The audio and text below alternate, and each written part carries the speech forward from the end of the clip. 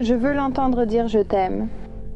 Le 27 juillet 2021, le jour où Michael Vaughn, alors âgé de 5 ans, a disparu de son domicile à Fruitland. Nous croyons fermement, sur la base des preuves, que Michael a été enlevé et qu'il est décédé.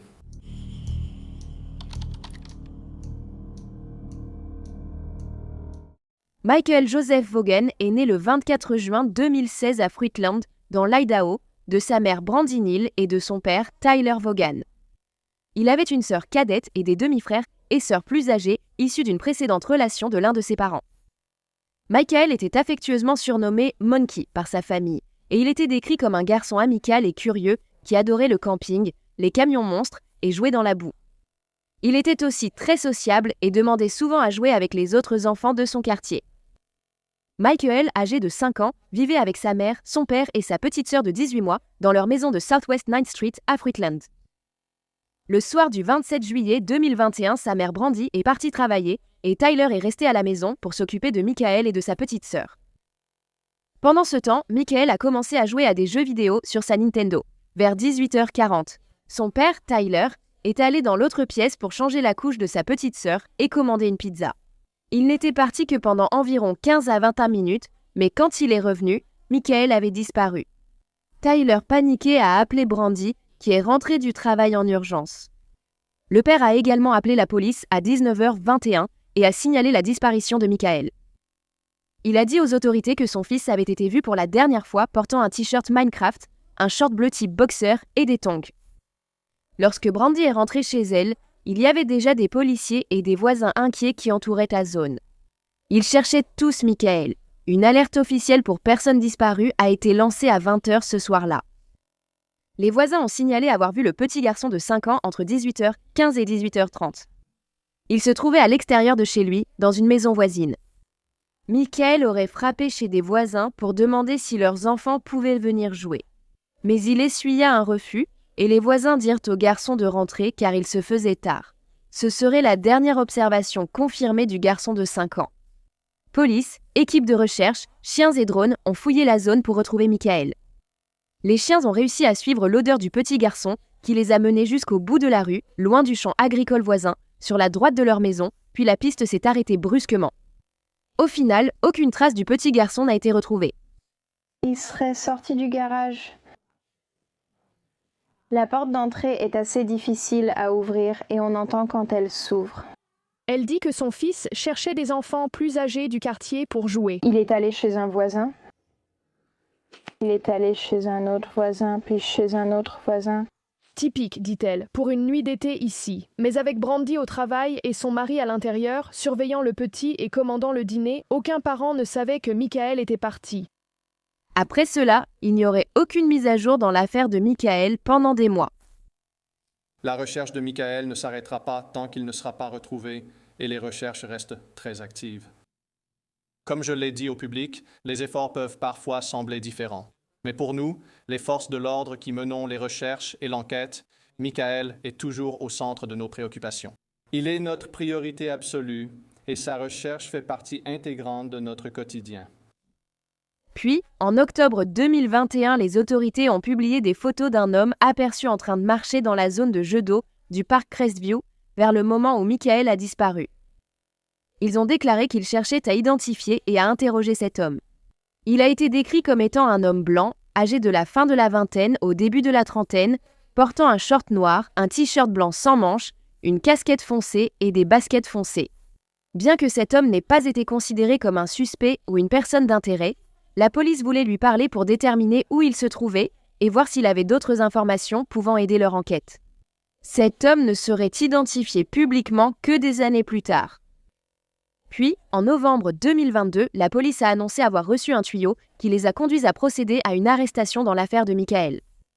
Sarah Wondra, qui vivait à quelques pâtés de maison de la famille, a été accusée de ne pas avoir signalé un décès. À ce moment, Sarah était en liberté sous caution pour une accusation liée aux armes à feu liées à un vol. Un mandat de perquisition a également été délivré pour la maison de Sarah Wondra, âgée de 35 ans, située sur Red Wing Street, qu'elle partageait avec son mari, Stacy Wondra. La police a alors commencé à creuser dans leur jardin à la recherche de Michael, mais ils n'ont rien trouvé. Des chiens spécialisés dans la recherche de cadavres ont signalé aux policiers une odeur de restes humains. La police a déclaré « Nous avons terminé l'excavation jusqu'à une profondeur d'1,20 m dans tout le jardin et retiré plus de 250 mètres cubes de terre. » Avant de remblayer le jardin, la terre a été minutieusement tamisée à la recherche de restes humains potentiels. Nous n'avons pas trouvé les restes de Michael.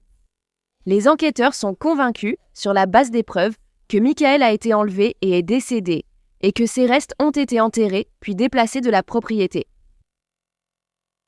Au moment de l'arrestation de Sarah Mandra, elle a dit à la police « Oh waouh, waouh ! Le très-haut vient de me dire que Stacy était celle qui l'a tuée et l'a enterrée dans le jardin du voisin. » Lorsqu'on lui a ensuite demandé de montrer à la police où le corps du garçon était enterré, elle a désigné un endroit près de sa porte d'entrée, puis a dit que son mari Stacy l'avait enterré dans le jardin, près de la remise. Elle a déjà mentionné 3 endroits différents où il était enterré à ce stade. Sarah a comparu devant le juge quelques jours après son arrestation. Informée de ses droits, elle a déclaré « Je n'ai aucune raison de me taire, car je n'ai rien fait de mal. » À ce moment-là, le mari de Sarah, Stacy, était également derrière les barreaux pour des accusations sans rapport. Sarah a continué d'insister sur le fait qu'elle n'avait rien à voir avec la mort ou la disparition de Michael. C'était son mari qui avait enterré le garçon de 5 ans dans le jardin, près de leur cabanon. Mais Sarah affirmait que ce n'était pas son mari qui avait fait du mal à Michael. Au lieu de cela, elle a insisté sur le fait qu'un homme nommé Adrian Lucien, qui avait auparavant vécu avec le couple, était celui qui avait fait cela et qu'elle avait eu peur d'en parler à qui que ce soit. Quoi qu'il en soit de ces déclarations, ni Stacy ni Adrian ne seraient arrêtés comme Sarah l'a été. De toute façon, son arrestation n'a pas vraiment eu d'importance, puisque les charges retenues contre elle ont été abandonnées quelques mois plus tard, en avril 2023 faute de preuves suffisantes. Sarah, cependant, est actuellement en prison et y restera au moins jusqu'en 2026. Elle est détenue pour des chefs d'accusation d'agression aggravée avec armes et de dissimulation de preuves, mais celles-ci ne sont pas liées à la disparition de Michael. Après que les charges contre Sarah aient été abandonnées dans l'affaire de Michael, il n'y a eu aucune nouvelle pendant plus d'1 an. La mère de Michael, Brandy, complètement bouleversée par la disparition de son fils, aurait dormi chaque nuit sur le canapé, attendant simplement le jour où il franchirait la porte. Malheureusement, cela n'est jamais arrivé. Je ne pense même pas que l'enfer soit le mot approprié. Elle décrit son fils comme un concentré de joie et d'enthousiasme, visible ici sur une vidéo familiale où il apprend la pâtisserie. Reculez, reculez. On veut tous un biscuit. Il nous faut du vrai. Peut-être de vrais biscuits de potes. Stacy Wandra ferait ensuite plusieurs interviews sur YouTube et il dirait qu'il avait vu un jeune garçon jouer dehors tout seul le jour où Michael a disparu. Il a insisté n'avoir aucun lien avec la disparition du petit garçon. Cependant, il avait auparavant raconté une histoire différente aux médias. Je n'étais pas là pour tout ça. Comme je l'ai dit, je n'ai jamais entendu parler de ce gamin, jamais vu, rien su sur lui. Puis, en janvier 2025, une nouvelle vidéo d'interrogatoire de Stacy est apparue en ligne. La mère de Michael, Brandy, l'a obtenue après une demande de divulgation de documents publics à la police. La vidéo montre Stacy en train de parler aux policiers lors d'un appel FaceTime. Il leur indique où ils peuvent trouver les restes de Michael pendant l'excavation de son jardin en novembre 2022. Stacy a déclaré que lui, Adrian et un autre homme, Brendan Shirtleaf, habitant la maison, avaient vu Sarah, sa femme, enterrer son corps à cet endroit. Stacy a également dit aux policiers que la bouche du garçon serait recouverte de rubans adhésifs toilés. J'espère que tu vas m'aider un peu plus. Je suis ici, chez toi. Donc j'ai besoin d'un peu plus d'indications sur l'endroit où se trouve Michael maintenant. Sors par la porte de derrière ou... D'accord. Je ne peux pas. Tu peux tourner ta caméra pour que je te montre? On va la retourner maintenant. Reste à côté. D'accord, bien sûr. Voilà. D'accord, donc je vais sortir par la porte de la cuisine. C'est du sacré équipement. Ça, c'est du sacré équipement. D'accord, où dois-je aller? D'accord, tourne-toi vers la droite. Juste là où il y a les tasses de terre. Juste là où il y a les tas de terre. À quelle distance environ de la clôture? Allez-y, monsieur. D'accord, allez là-bas et montrez-nous où ça doit être. D'accord, d'accord.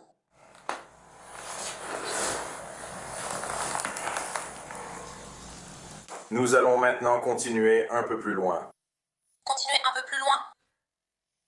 Tu vas devoir escalader cette butte. C'est juste sous cette zone de la butte. C'est juste sous la butte, à peu près où par rapport aux arbres? Juste un peu à droite des arbres. À droite des arbres? Oui, d'accord. Ou ensuite, Non, il n'est plus sur le monticule de terre. C'est comme sous le monticule de terre. Et à peu près où te trouves-tu? Oui, un peu moins, genre plus près de la maison. Viens plus près de la maison. Oui, Et dans quoi est-il enveloppé? il devrait l'être. Enfin, ça devrait être un sac poubelle. D'accord, de quelle couleur est le sac poubelle? Il serait blanc ou noir. On n'avait que 2 couleurs. D'accord. As-tu d'autres idées pour nous, Stacey? Je veux dire, comme je l'ai dit, c'est là qu'il a été enterré. C'est le dernier endroit où je savais qu'il était. Je ne suis pas rentré depuis longtemps et beaucoup de choses se sont passées. Tu comprends? Donc le seul autre endroit que je pourrais suggérer, s'il n'est pas dans ce jardin, c'est d'aller à Kuna, chez Brandon, et de vérifier dans le jardin, près des arbres. D'accord, on va d'abord finir ici, puis on s'occupera de ça quand on y sera. Est-ce que le ruban adhésif toilette sera toujours sur sa bouche? Ça devrait l'être. D'accord. Je ne voulais pas le retirer. Donc vous devriez tout avoir intact comme c'était. après la sortie de cette vidéo, il a encore fallu attendre 9 mois avant qu'il y ait une nouvelle mise à jour dans l'affaire de Michael. Puis, le 31 octobre 2025, il a été annoncé que Stacey Wondra, âgée de 33 ans qui était déjà en garde à vue pour d'autres chefs d'accusation sans lien avec cette affaire, était désormais également inculpée de meurtre au premier degré, d'enlèvement au second degré et de destruction de preuves. La mère de Michael nous a envoyé vendredi matin une déclaration indiquant que sa famille était partagée entre des sentiments mêlés. Elle affirme « Tout ce que nous avons toujours voulu, c'est que Michael rentre à la maison. Savoir que des accusations vont être portées contre ces monstres, nous prions pour qu'ils nous disent enfin où se trouve Michael. Michael mérite d'être à la maison avec sa famille. Nous sommes là. Nous voulons la justice. Michael obtiendra justice. Nous voulons que Michael rentre et n'arrêterons jamais tant qu'il ne sera pas chez lui. » C'était toutes les informations disponibles sur l'affaire de Michael jusqu'à récemment, lorsque la déclaration sous serment concernant l'arrestation de Stacey a été rendue publique. Cela a révélé de nombreux nouveaux détails, notamment que le 2 août 2021, quelques jours après la disparition de Michael, des chiens renifleurs avaient reçu l'odeur provenant des baskets du petit garçon, et ils ont fouillé plusieurs quartiers près de la maison de Michael. Parmi les 300 maisons différentes que les chiens ont flairées, une seule a retenu leur attention, celle des Wondra. Un voisin a dit à la police qu'il avait vu Michael sur un tricycle rose de type Big Wheel devant la maison de Stacey et Sarah le jour de sa disparition. Une autre femme qui habitait à proximité a déclaré avoir vu le même tricycle dans le garage des Wondra au printemps 2021, puis un autre voisin a dit aux autorités qu'il avait vu ce même tricycle abandonné près de falaises situées non loin de la maison des Wondra. Le jour où Michael a disparu, à 15h23, la police a déclaré qu'une caméra de surveillance avait repéré Stacey conduisant sa Lexus blanche et se garant sur une place de parking près de l'aire de jeux aquatiques de la communauté. On l'a vu sortir par la porte côté conducteur, puis se diriger vers le côté passager de la voiture. Il a ensuite commencé à tester la poignée extérieure de la porte pour voir si elle était verrouillée. Après cela, Stacey est retournée du côté conducteur et est partie. La personne filmée par la vidéosurveillance, pour laquelle la police avait déjà demandé de l'aide afin de l'identifier, a également été identifiée dans cet affidavit. Cette personne était l'ami des Wondra, Brandon Shirtliff. La vidéo montrait qu'il marchait dans la zone de Three Rivers Way à 17h08 le 27 juillet. Il a ensuite été vu en train de marcher dans la zone de la pataugeoire à 17h18 et de nouveau vu traverser une zone boisée qui menait à la maison des Wondra 10 minutes plus tard. Lorsque Brandon a été interrogé par les enquêteurs sur ce qu'il faisait, il a dit qu'il était sorti chercher le petit garçon. Mais cela s'est produit des heures avant la disparition de Michael. En août 2021, lorsque les autorités se sont rendues chez les Wondra pour leur parler, ils ont trouvé de façon suspecte Adrian Lucian caché dans un placard à leur arrivée.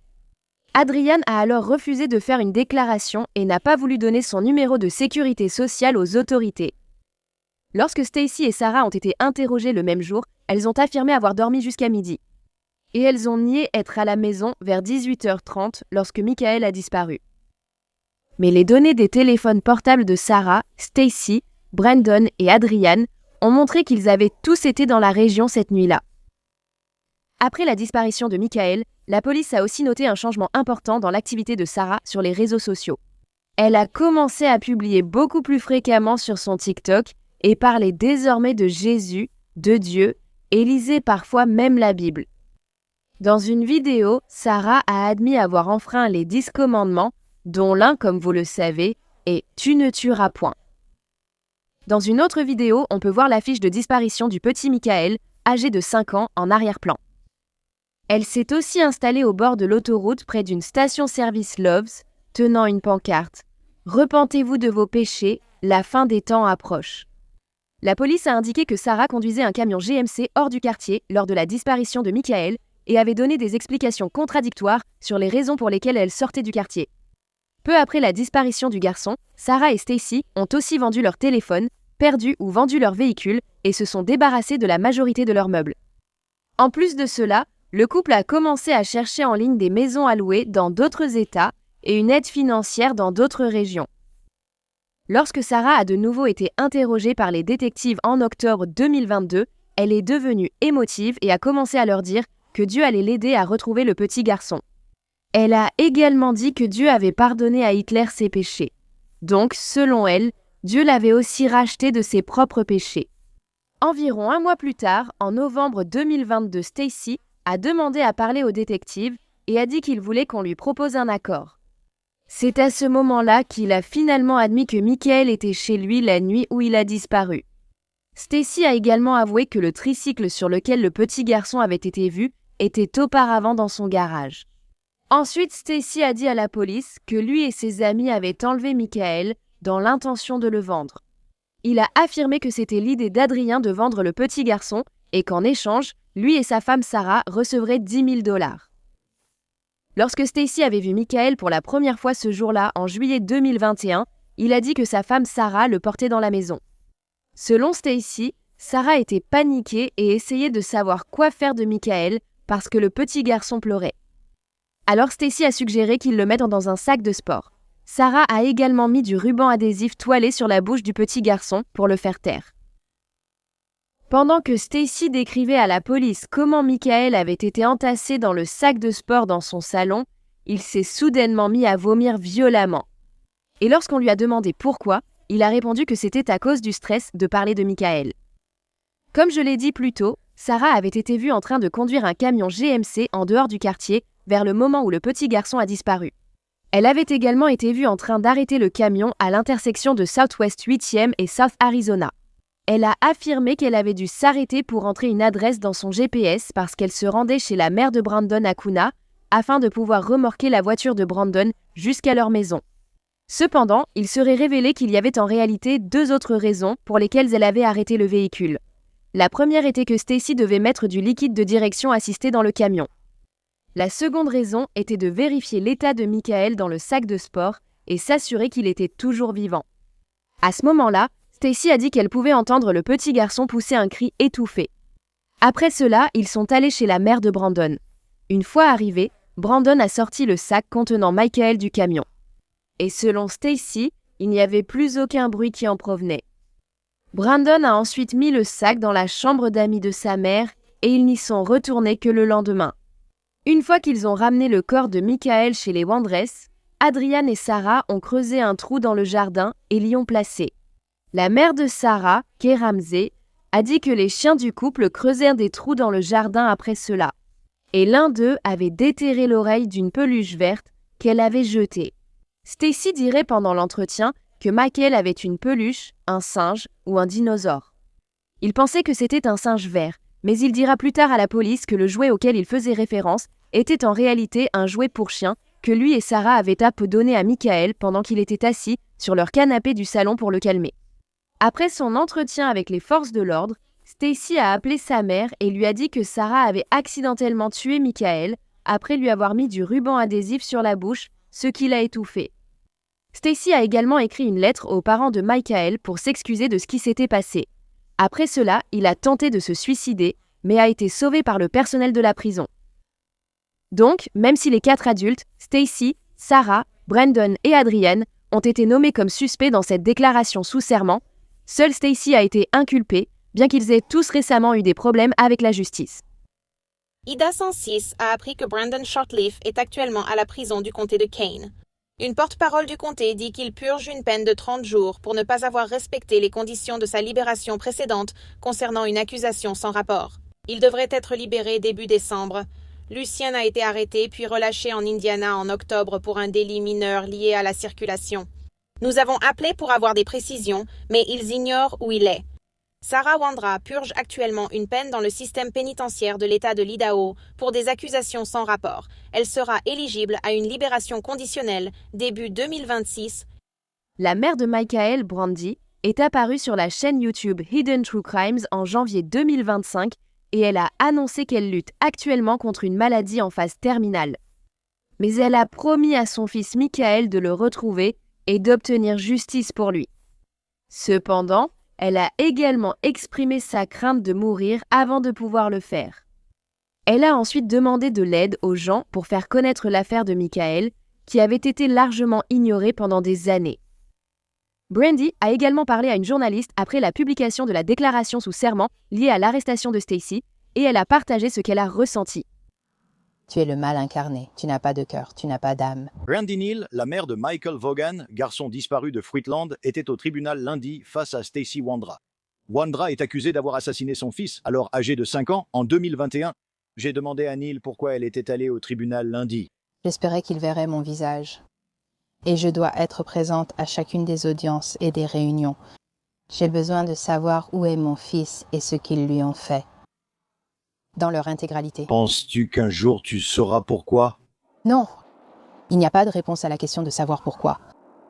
Pourquoi quelqu'un ferait-il du mal à un petit garçon innocent? Quelle réponse pourrais-tu donner à quelqu'un? Quelle réponse pourrais-tu vraiment donner? À quel point avait-il peur? Est-ce qu'il a demandé à me voir? Est-ce qu'il a demandé à voir Tyler?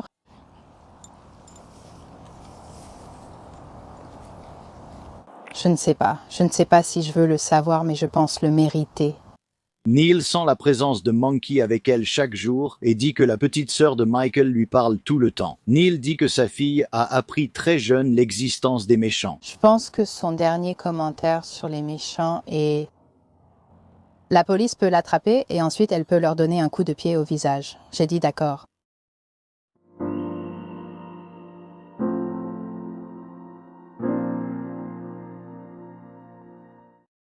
Merci d'avoir écouté l'histoire de Michael aujourd'hui. Je n'arrive pas à croire qu'il ait fallu autant de temps pour poursuivre qui que ce soit dans cette affaire, mais je suis contente que ce soit enfin arrivé. J'espère que d'autres de ces dégénérés impliqués dans l'enlèvement et le meurtre de Michael seront bientôt inculpés eux aussi. C'est une histoire tellement horrible et j'ai le cœur brisé pour la famille de Michael, surtout avec la publication de ces nouvelles informations sur la façon dont il a été tué. Qu'est-ce que tu ressens par rapport à cette affaire? Nous avons débuté cette affaire avec 5 mois de retard, ayant été informés qu'un crime avait peut-être été commis bien après les faits. Nous devons donc chercher des preuves qui ont peut-être disparu, ce qui a été particulièrement difficile.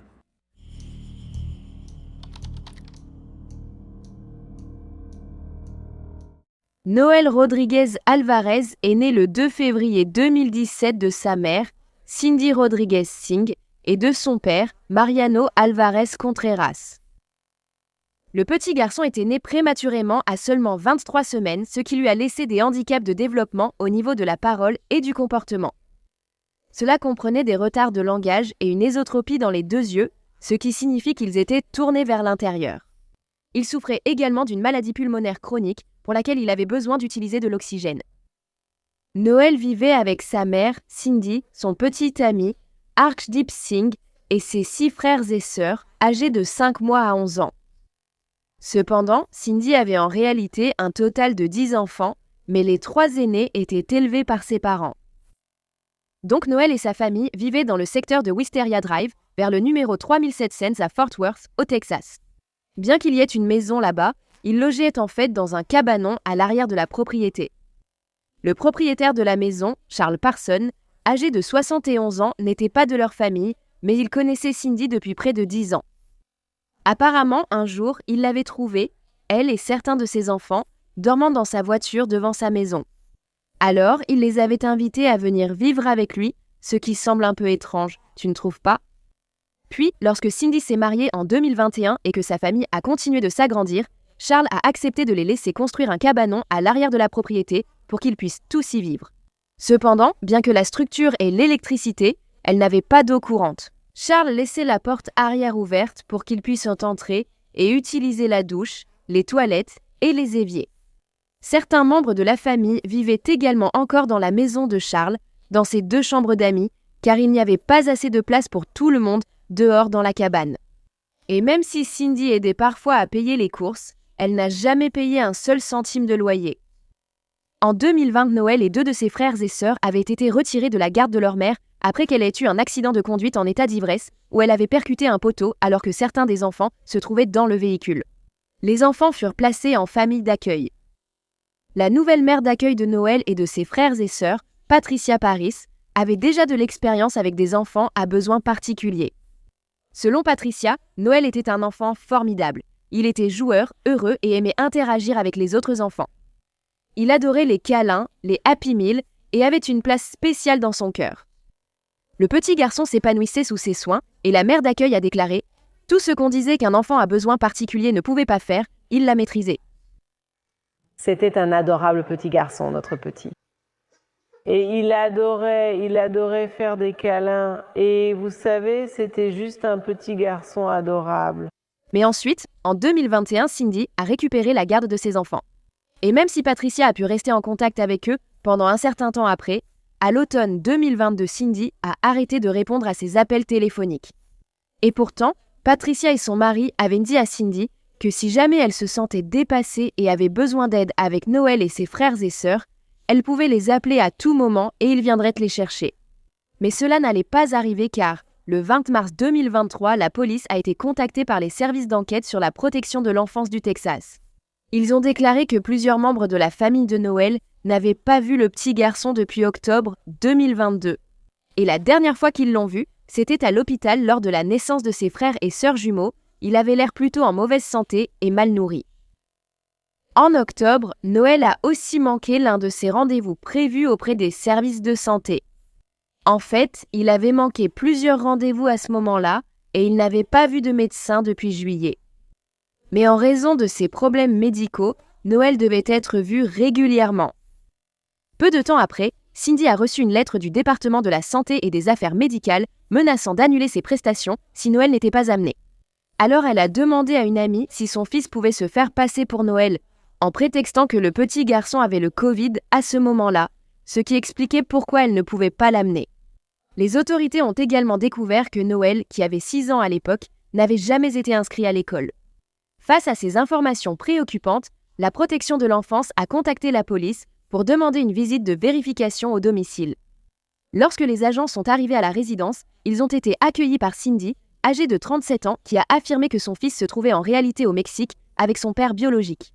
Cependant, lorsque le père de Noël, Mariano, a été contacté par les autorités, il leur a dit qu'il n'avait même jamais rencontré son fils, car avant sa naissance, il avait été expulsé des États-Unis vers le Mexique. Les dossiers du département de la sécurité intérieure ont confirmé ces propos. Il a donc été écarté comme suspect. Maintenant que la police avait confirmé que Noël n'était pas avec son père, ils ont essayé de recontacter sa mère, Cindy, mais elle a commencé à les éviter. Les enquêteurs ont donc appelé l'école où les frères et sœurs de Noël étaient inscrits pour prendre de leurs nouvelles, et ils ont découvert qu'ils étaient absents ce jour-là et que Cindy avait contacté l'école pour les désinscrire. Cela a beaucoup inquiété les autorités. Donc, en raison de cela et du fait que Cindy avait un lourd passé criminel, un mandat d'arrêt a été émis contre elle. Une alerte Amber pour Noël a également été lancée le 25 mars 2023. Elle demandait au public de rester vigilant et de rechercher Noël, sa mère, ainsi qu'une Chevrolet Silverado de 2012. Quand les détectives ont interrogé la famille de Noël, son oncle, le frère de Cindy, a dit ne pas avoir vu son neveu depuis 1 an environ. La dernière fois qu'il l'avait vu, c'était lors d'une réunion de famille, et à ce moment-là, Cindy privait le garçon de nourriture et d'eau. Selon elle, c'était parce que Noël faisait souvent pipi sur lui et qu'elle ne voulait pas avoir à le changer tout le temps parce que, vous savez, c'était trop lui demander d'être une mère. Quand un membre de la famille a fini par donner de l'eau à Noël et que Cindy l'a découvert, elle a commencé à lui crier dessus et l'a frappé avec ses clés de voiture. Cindy disait aussi aux gens qu'elle croyait que Noël était maléfique, qu'il était un démon et elle était convaincue qu'il allait faire du mal à ses cadets jumeaux nouveau-nés. Selon la mère de Cindy, sa fille se plaignait fréquemment des handicaps et des problèmes médicaux de Noël et elle le rabaissait. Ensuite, l'oncle de Noël a déclaré que Cindy avait affirmé de manière stupéfiante avoir vendu son fils à une femme sur le parking d'un Fiesta Mart. Mais quand ils ont exigé qu'elle contacte la femme pour prouver ses dires, Cindy a dit qu'elle ne pouvait pas, affirmant qu'elle craignait l'intervention des services de protection de l'enfance. Mais lorsque la police a approfondi cette histoire, elle n'a trouvé aucune preuve que Noël avait été vendu à qui que ce soit. Le soir même où l'alerte Amber a été lancée, vers 21h, le 25 mars, les autorités ont retrouvé le Chevrolet Silverado de Cindy, qui était garé dans un garage à l'aéroport de Dallas-Fort Worth. Ils ont découvert que la mère et sa famille étaient repartis en voiture, puis avaient pris un vol pour la Turquie, avant de rejoindre l'Inde. Il s'est avéré qu'ils étaient repartis la veille, et que Noël, âgé de 6 ans, ne figurait pas sur la liste des passagers du vol. Il a été confirmé que la dernière fois que Noël a été vu par quelqu'un d'extérieur au foyer remonte à fin octobre, lors de la naissance de ses cadets jumeaux. Puis, le 1er novembre, Cindy et le reste de la famille, encore une fois sans Noël, ont fait prendre leurs photos pour les passeports. Le lendemain, elle a fait la demande de ses passeports. Puis le 6 novembre, elle faisait des recherches en ligne sur des voyages en Inde. Des mois plus tard, le 21 mars, Cindy et son mari, Arshdeep, ont obtenu des visas pour l'Inde. Arshdeep faisait alors l'objet d'un mandat d'arrêt pour abandon et mise en danger d'un enfant. Après la découverte du vol de $10 000 à son employeur avant sa fuite, il a été accusé de nouveaux chefs d'inculpation. La police a indiqué que ces photos d'Arshdeep Singh ont été prises dans une banque quelques heures seulement avant sa fuite en Inde avec sa femme le mois dernier. Après que la police a commencé à poser des questions sur Noël Rodriguez Alvarez, âgé de 6 ans, Singh serait allé à la supérette où il travaillait. Les enquêteurs ont appris qu'Arshdeep avait d'abord falsifié frauduleusement les registres de dépôt d'espèces de l'entreprise, probablement pour éviter d'être découvert, puis avait retiré plus de $10 000 en espèces du coffre-fort de l'entreprise. L'argent a peut-être servi à financer la disparition de la famille, planifiée dès la fin du mois d'octobre de l'année dernière. La police est retournée à la résidence de Cindy et sa famille, cette fois pour parler au propriétaire, Charles. Il a affirmé avoir été stupéfait que Noël ait disparu et que Cindy et le reste de la famille aient fui le pays. Charles a dit aux enquêteurs que la dernière fois qu'il avait vu le petit garçon, c'était à l'époque de Thanksgiving en 2022, et il pensait que depuis ce moment-là, il était avec son père au Mexique parce que c'est ce que Cindy lui avait dit. Ensuite, il a précisé que la dernière fois qu'il avait vu le reste de la famille remontait au 22 mars, quand il l'avait emmené à l'hôpital où il devait subir une intervention chirurgicale. Mais ils ne sont pas venus le chercher comme promis. Charles affirmait être le parrain de Noël, et il ne croyait pas non plus que Cindy ou Arshdeep auraient pu faire du mal aux garçons, car ils étaient de bons parents aimants. Il a déclaré qu'ils gâtèrent leurs enfants parce qu'ils avaient toujours des jouets et des vêtements, ce qui, si vous voulez mon avis, n'est pas vraiment les gâter. C'est simplement leur donner le strict nécessaire. Charles pensait que Cindy ne pensait pas avoir fait quoi que ce soit de mal, mais qu'elle avait fui paniquée, craignant que ses autres enfants soient placés par les services de protection de l'enfance. Tu sais pourquoi elle avait tous ses plans puis est soudainement partie? Elle avait peur. Peur d'aller en prison pendant 8 ans et de ne pas voir ses enfants grandir. Sa jumelle, tu sais, si tu l'éloignes de ses jumelles, elle ne pourra pas les voir si elle va en prison. Elle avait peur d'aller en prison. Parce que, oui... À cause de ça. Ça et que les services de protection de l'enfance allaient venir prendre ses enfants pour commencer. Tu sais qu'avec la disparition de Noël, ils allaient prendre les enfants. Et maintenant, les gens disent qu'elle maltraitait ses enfants. Je ne l'ai jamais vu maltraiter Noël ou aucun des enfants. De plus, selon Charles, lorsque les jumeaux de Noël sont nés en octobre 2022, cela a causé beaucoup de stress au petit garçon. Alors il faisait des grèves de la faim, refusant de manger, et il est finalement devenu dangereusement maigre. Pendant qu'ils étaient chez Charles, les forces de l'ordre ont obtenu sa permission pour fouiller la propriété, et ils ont trouvé l'idole mexicaine de la mort, Santa Muerte, partout, le même symbole que Cindy avait à l'arrière de son camion. Cela comprenait un grand hôtel dédié à Santa Muerte près de la remise de la famille. On pense que Cindy faisait peut-être partie d'une secte centrée autour de cette sainte. Bien que l'utilisation de Santa Muerte puisse être totalement inoffensive, elle est aussi souvent utilisée par les cartels comme leur sainte protectrice. Et il y a également eu des cas de personnes qui ont tué d'autres personnes pour faire une offrande à Santa Muerte. La police s'est aussi beaucoup intéressée à une grande terrasse en béton installée dans le jardin 3 semaines plus tôt. Avant cela, il y avait eu un abri de fortune à cet endroit, mais il avait été démoli pour faire place à la terrasse. La terrasse que la mère de Noël, Cindy, avait payé $5 000 pour faire installer en utilisant tout le remboursement d'impôts de sa famille. Ce qui semblait très suspect, puisqu'elle n'était pas propriétaire de la maison et n'avait jamais payé un centime de loyer. Cependant, en creusant sous la dalle, les autorités n'ont trouvé aucune trace de Noël. Charles, qui était très agacé que les détectives creusent la terrasse, a dit « Je leur répétais que la dalle avait été coulée après la prétendue disparition de Noël. Vous savez, je veux dire, pourquoi serait-il sous la dalle? Je pense qu'ils l'ont simplement détruite parce qu'ils n'ont aucune idée d'où se trouve le garçon et qu'ils sont frustrés. » Mais le fait que la dalle de béton ait été coulée après la disparition de Noël rend cela encore plus suspect, pas moins suspect. Mais pourquoi la dalle a-t-elle été coulée puis la famille est-elle partie immédiatement après? Elle a construit la dalle car elle avait les jumelles. Elle voulait construire une terrasse pour qu'elle puisse s'asseoir sur la terrasse et regarder ses enfants jouer sur le trampoline et les balançoires là-bas pendant l'été. Mais elle comptait finalement ajouter une autre pièce à l'arrière de la maison parce que sa fille aînée, celle qui était avec elle maintenant, pas la plus âgée, mais celle qui vivait avec elle, allait avoir besoin d'une chambre. Elle voulait construire une chambre. C'est pour ça que c'était plus lourd d'un côté. Il disait que c'était plus lourd d'un côté car elle allait construire une autre pièce là-bas. Qu'est-ce que tu penses de tout ce qui se passe? Je sais que la police est désespérée de retrouver le garçon, mais tout ce que je peux dire, c'est qu'ils cherchent au mauvais endroit, parce qu'il n'est pas ici. Où penses-tu qu'il est? Aucune idée, mais je crois qu'il est au Mexique. Tu penses qu'il est encore en vie? Oui. Je pense qu'il est en vie, et c'est pour ça que je lui ai dit que je n'irai pas à ce rendez-vous qu'ils avaient hier soir. Parce que tant que tu ne me montres pas un corps prouvant qu'il est mort, alors je te croirai. Parce que je pense qu'il n'est absolument pas mort. Quelqu'un là. Quelqu'un a peur d'avoir des ennuis avec la justice parce qu'il le détient, en gros, illégalement. Elle n'est pas allée devant les tribunaux comme je lui ai demandé. Je lui avais dit, si tu veux adopter Noël, passe par la justice. Mais elle ne l'a pas fait. Ensuite, lorsque la police a amené des chiens de détection de cadavres, ils ont réagi au patio en béton et signalé une moquette dans une benne à ordures voisine. Cette moquette avait autrefois recouvert le sol de l'abri de fortune où se trouve maintenant le patio. Et elle avait été jetée par le mari de Cindy, Archdeep, juste un jour après que la police ait été envoyée au domicile pour vérifier que Noël allait bien.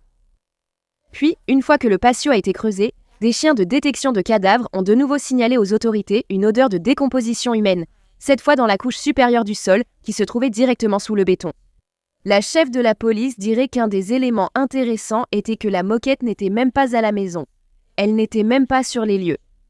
Donc, pour que les chiens puissent signaler un indice à un endroit, puis aller ailleurs et signaler à nouveau là où ils se trouvaient auparavant, tout cela finit par concorder. Cela nous amène à croire qu'il y a eu, à un moment donné, des restes humains dans l'abri qui se trouvait là où se trouve maintenant cette terrasse en béton.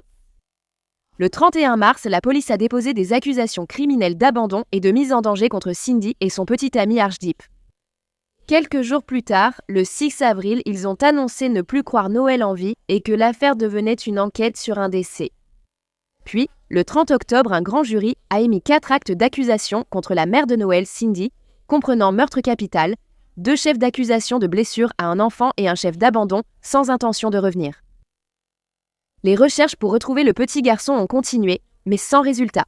Les autorités n'ont pas non plus réussi à localiser Cindy, Archdeep et les autres frères et sœurs de Noël. Ainsi, l'affaire est restée au point mort pendant un certain temps, mais en juillet 2025, Cindy a été ajoutée à la liste des 10 fugitifs les plus recherchés du FBI et une récompense de $150 000 a été offerte pour toute information menant à son arrestation. Un peu plus d'1 mois plus tard, le 21 août 2025, la mère de Noël a finalement été retrouvée. Elle s'était cachée en Inde, puis elle a été rapatriée aux États-Unis, où elle a été incarcérée à la prison du comté de Tarrant avec une caution fixée à 10 millions de dollars. Archdeep, le petit ami de Cindy, reste introuvable, tout comme le corps de Noël. Aucune information officielle n'a été donnée sur la localisation des frères et sœurs du garçon. La mère de Cindy, également grand-mère de Noël, affirme que Cindy a tué son fils et s'est enfuie pour cette raison. Elle pense aussi que Charles Parson en sait plus qu'il ne le laisse entendre. La ville d'Everman a voté la construction d'une nouvelle aire de jeu au parc Clyde Pittman en mémoire de Noël. L'aire de jeu s'appelle l'aire de jeu Noel Angel Alvarez et elle dispose d'équipements spéciaux destinés aux enfants en situation de handicap comme Noël. Une plaque commémorative a également été installée sur l'aire de jeu, racontant l'histoire du petit garçon. Lorsqu'il a fallu nommer l'aire de jeu, la communauté a choisi de ne pas inclure la partie Rodriguez dans son nom, car c'est le nom de famille de la mère de Noël, et ils ne voulaient absolument pas qu'elle reçoive la moindre reconnaissance.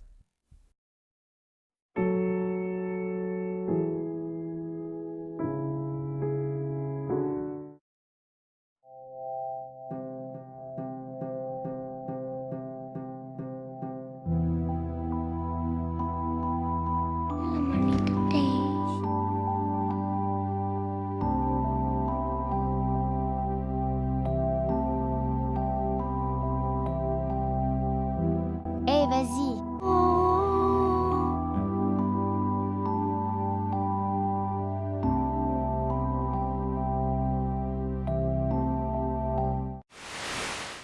« 911, quelle est votre urgence? Je ne trouve pas ma fille. D'accord, quand l'avez-vous vue pour la dernière fois? Nous étions ici au parc et des gens ont dit que probablement quelqu'un l'a prise.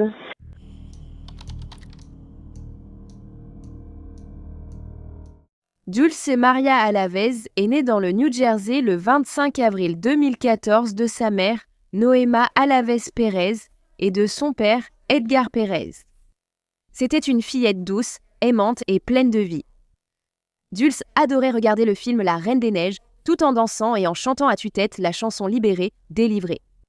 Elle aimait aussi se déguiser en princesse, et elle était une super grande sœur pour son petit frère, Manny.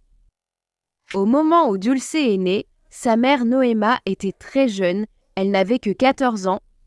Donc, sa propre mère, Norma, s'est occupée de la petite fille la plupart du temps et elle est finalement devenue sa tutrice légale. Et à la fin de 2019, le père de Dulce, Edgar, a été expulsé vers le Mexique. La petite fille venait tout juste de commencer la maternelle et l'après-midi du 16 septembre 2019 vers 15h. Sa mère l'attendait pour qu'elle sorte du bus scolaire. Elle a ensuite emmené Dulce avec son petit frère Manny et la sœur de Noema, Camila, âgée de 8 ans, au parc municipal de Bridgeton, tout près. En chemin, vers 16h, la famille s'est arrêtée dans une station-service locale pour acheter des glaces. C'est là que les dernières images de Dulce ont été capturées par la caméra de surveillance.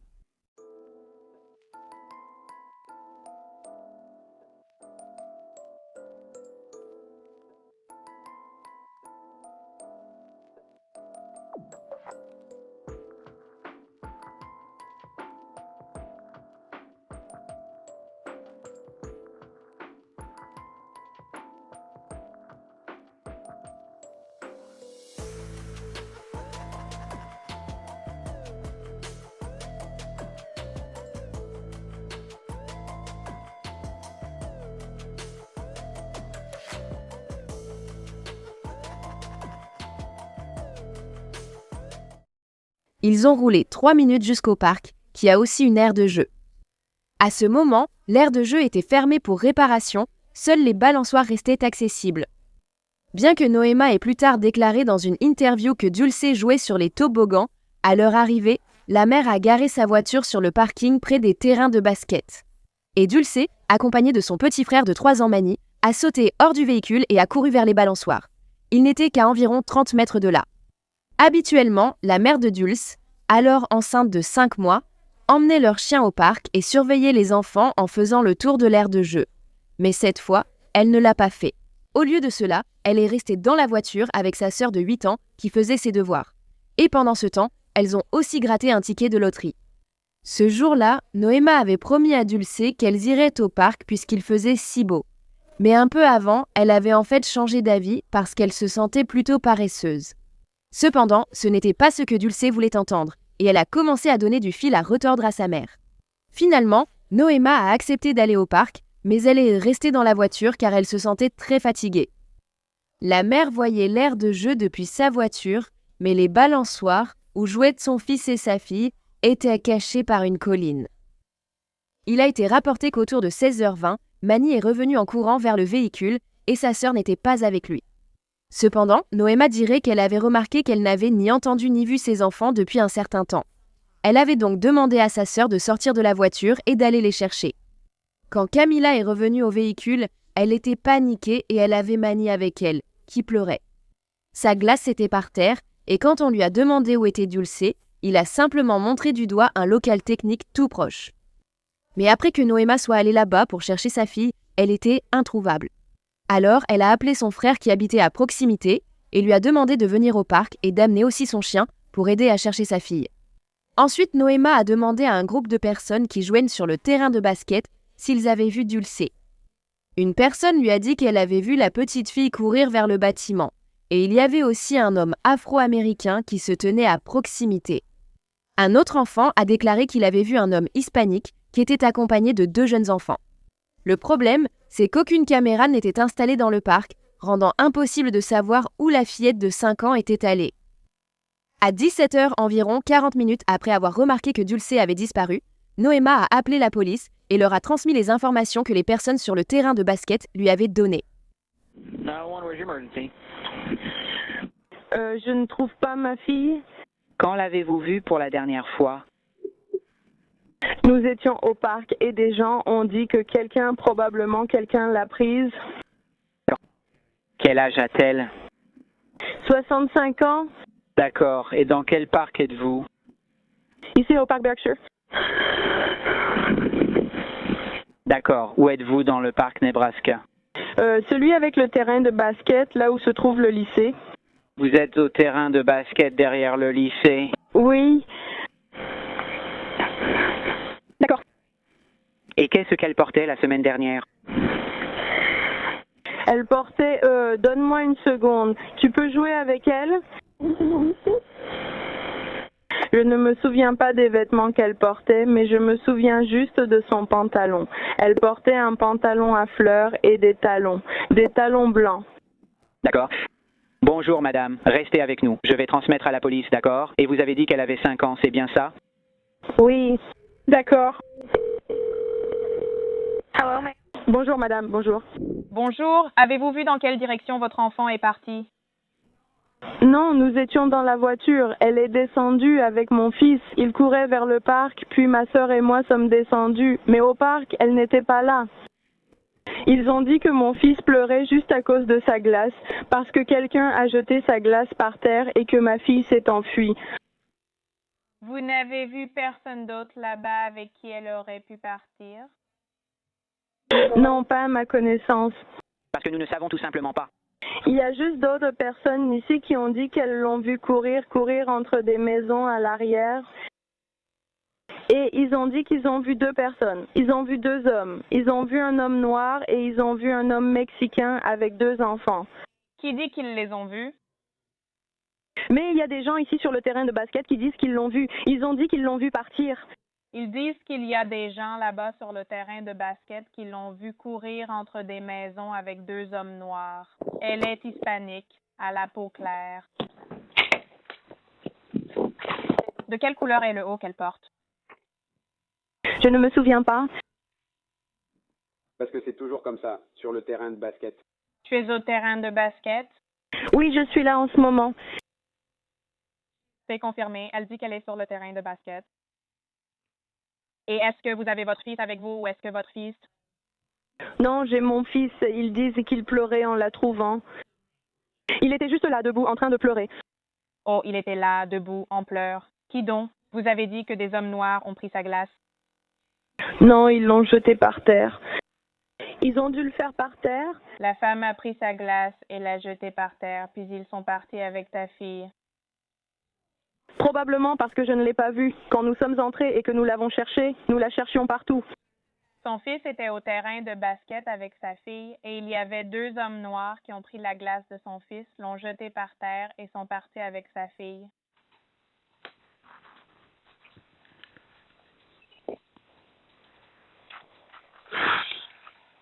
D'accord. Eh bien, nous avons les agents. Êtes-vous sur Mayor Aiken? Je ne vous comprends pas. J'ai déjà un agent ici. D'accord. Allez voir la police, madame, d'accord? Il n'a pas fallu longtemps avant qu'il y ait plus de 30 policiers avec des chiens qui fouillaient la zone à la recherche de Dulcé, mais elle était introuvable. Avec le lycée de Bridgeton à seulement quelques mètres du parc et un match de baseball pour adultes qui se déroulait à proximité, les autorités ont estimé qu'environ 400 voitures se trouvaient dans la zone lorsque Dulcé a disparu. Beaucoup d'habitants ont vite aidé à chercher la fillette. Mais cela a peut-être détruit toutes les preuves qu'un ravisseur aurait pu laisser, comme des empreintes ou des traces de pneus. Noéma a dit aux autorités que sa fille ne serait pas simplement partie toute seule. Ce n'était pas le genre d'enfant à faire ça. Elle avait aussi appris à Dulcé que si quelqu'un essayait de la prendre ou de lui faire du mal, elle devait crier très fort pour que quelqu'un vienne l'aider. Mais personne n'avait entendu de cris ce jour-là au parc, juste le silence. De plus, la glace de la petite fille et l'emballage de la glace étaient introuvables. On pourrait penser qu'elle les aurait laissés tomber s'il y avait eu une lutte. Les limiers amenés par la police finiraient par sentir l'odeur de Dulcé. Mais elle s'est arrêtée à la rue Burt, à environ 4 mètres du hangar de stockage. Pour une raison quelconque, ce n'est qu'à 22 heures le lendemain qu'une alerte Amber a finalement été lancée pour Dulcé. Dans cette alerte, la police a indiqué qu'on pensait que la fillette de 5 ans avait été enlevée par un homme à la peau claire, possiblement hispanique, mesurant environ 1,68 m qui conduisait une camionnette rouge. On pensait que cet homme portait des baskets oranges, un pantalon rouge et un t-shirt noir. Il a été dit qu'il se trouvait dans le parc ce jour-là avec 2 autres enfants de moins de 5 ans et que Dulcé aurait pu monter dans un véhicule avec lui. La mère de la fillette, Noéma, a rapidement été vivement critiquée pour ne pas avoir mieux surveillé ses enfants au parc. Et beaucoup ont commencé à la tenir pour responsable de ce qui s'était passé. Ils se sont également demandé pourquoi elle avait mis autant de temps à appeler les services d'urgence. Le FBI participait aussi désormais aux recherches de la fillette de 5 ans. Des plongeurs fouillaient les plans d'eau voisins, tandis que la police utilisait chiens et hélicoptères pour retrouver Dulcé. Une récompense était également offerte pour toute information permettant de retrouver la petite fille. Les autorités ont pu entrer en contact avec le père de Dulcé, Edgar, et ils l'ont rapidement écarté comme suspect. Puis des rumeurs ont commencé à circuler selon lesquelles la mère de la fillette avait été arrêtée, mais la police a clairement précisé lors d'une conférence de presse que ce n'était tout simplement pas vrai. Noéma s'est exprimée publiquement pour démentir toute rumeur l'alliant à la disparition de Dulcé. Aujourd'hui, cela fait 2 semaines que le monstre a enlevé ma fille. Ce jour-là, ma vie a basculé pour le pire. Je ne suis plus la même depuis que les gens disent que j'ai quelque chose à voir avec ça. Tout ça et le fait de dire des choses méchantes sur moi, s'il vous plaît, arrêtez les rumeurs. S'il vous plaît, arrêtez de pointer du doigt quand vous ne savez pas et que nous ne savons pas qui l'a prise. Je veux remercier les forces de l'ordre pour leur recherche et leur enquête, ainsi que tous les médias qui couvrent l'affaire de ma fille depuis le premier jour. Je remercie aussi toutes les personnes qui ont pris du temps sur leur emploi du temps pour sortir et la chercher. Toutes les prières pour ma famille et moi, nous vous en sommes tous très reconnaissants, vraiment reconnaissants. Oh, je vous en supplie, s'il vous plaît, n'abandonnez pas ma Louisa. Continuons à nous battre pour la retrouver saine et sauve. S'il vous plaît, continuez à partager ces photos sur les réseaux sociaux et à distribuer des flyers. N'ayez pas peur d'appeler pour communiquer le moindre renseignement. Si vous étiez au parc ce jour-là, s'il vous plaît, vérifiez à nouveau votre téléphone pour des photos. Chaque petit détail peut aider. Pouvez-vous nous montrer ce que vous avez apporté aujourd'hui? J'ai apporté son jouet préféré, la Reine des Neiges. Elle aime jouer à la Reine des Neiges et chanter souvent les chansons. Elle me demandait toujours de mettre sa chanson de la Reine des Neiges et elle l'écoutait tout le temps. Elle n'a qu'à s'habiller, elle la met et elle pense qu'elle est Elsa de la Reine des Neiges. Pour Elsa? Oui. Comment vas-tu? Inquiète. Pour ma fille. Le fait que cela fasse 2 semaines aujourd'hui. Pouvez-vous nous dire si vous avez réfléchi à ce que vous auriez pu faire différemment ce lundi après-midi? Comment? Auriez-vous fait quelque chose différemment ce jour-là?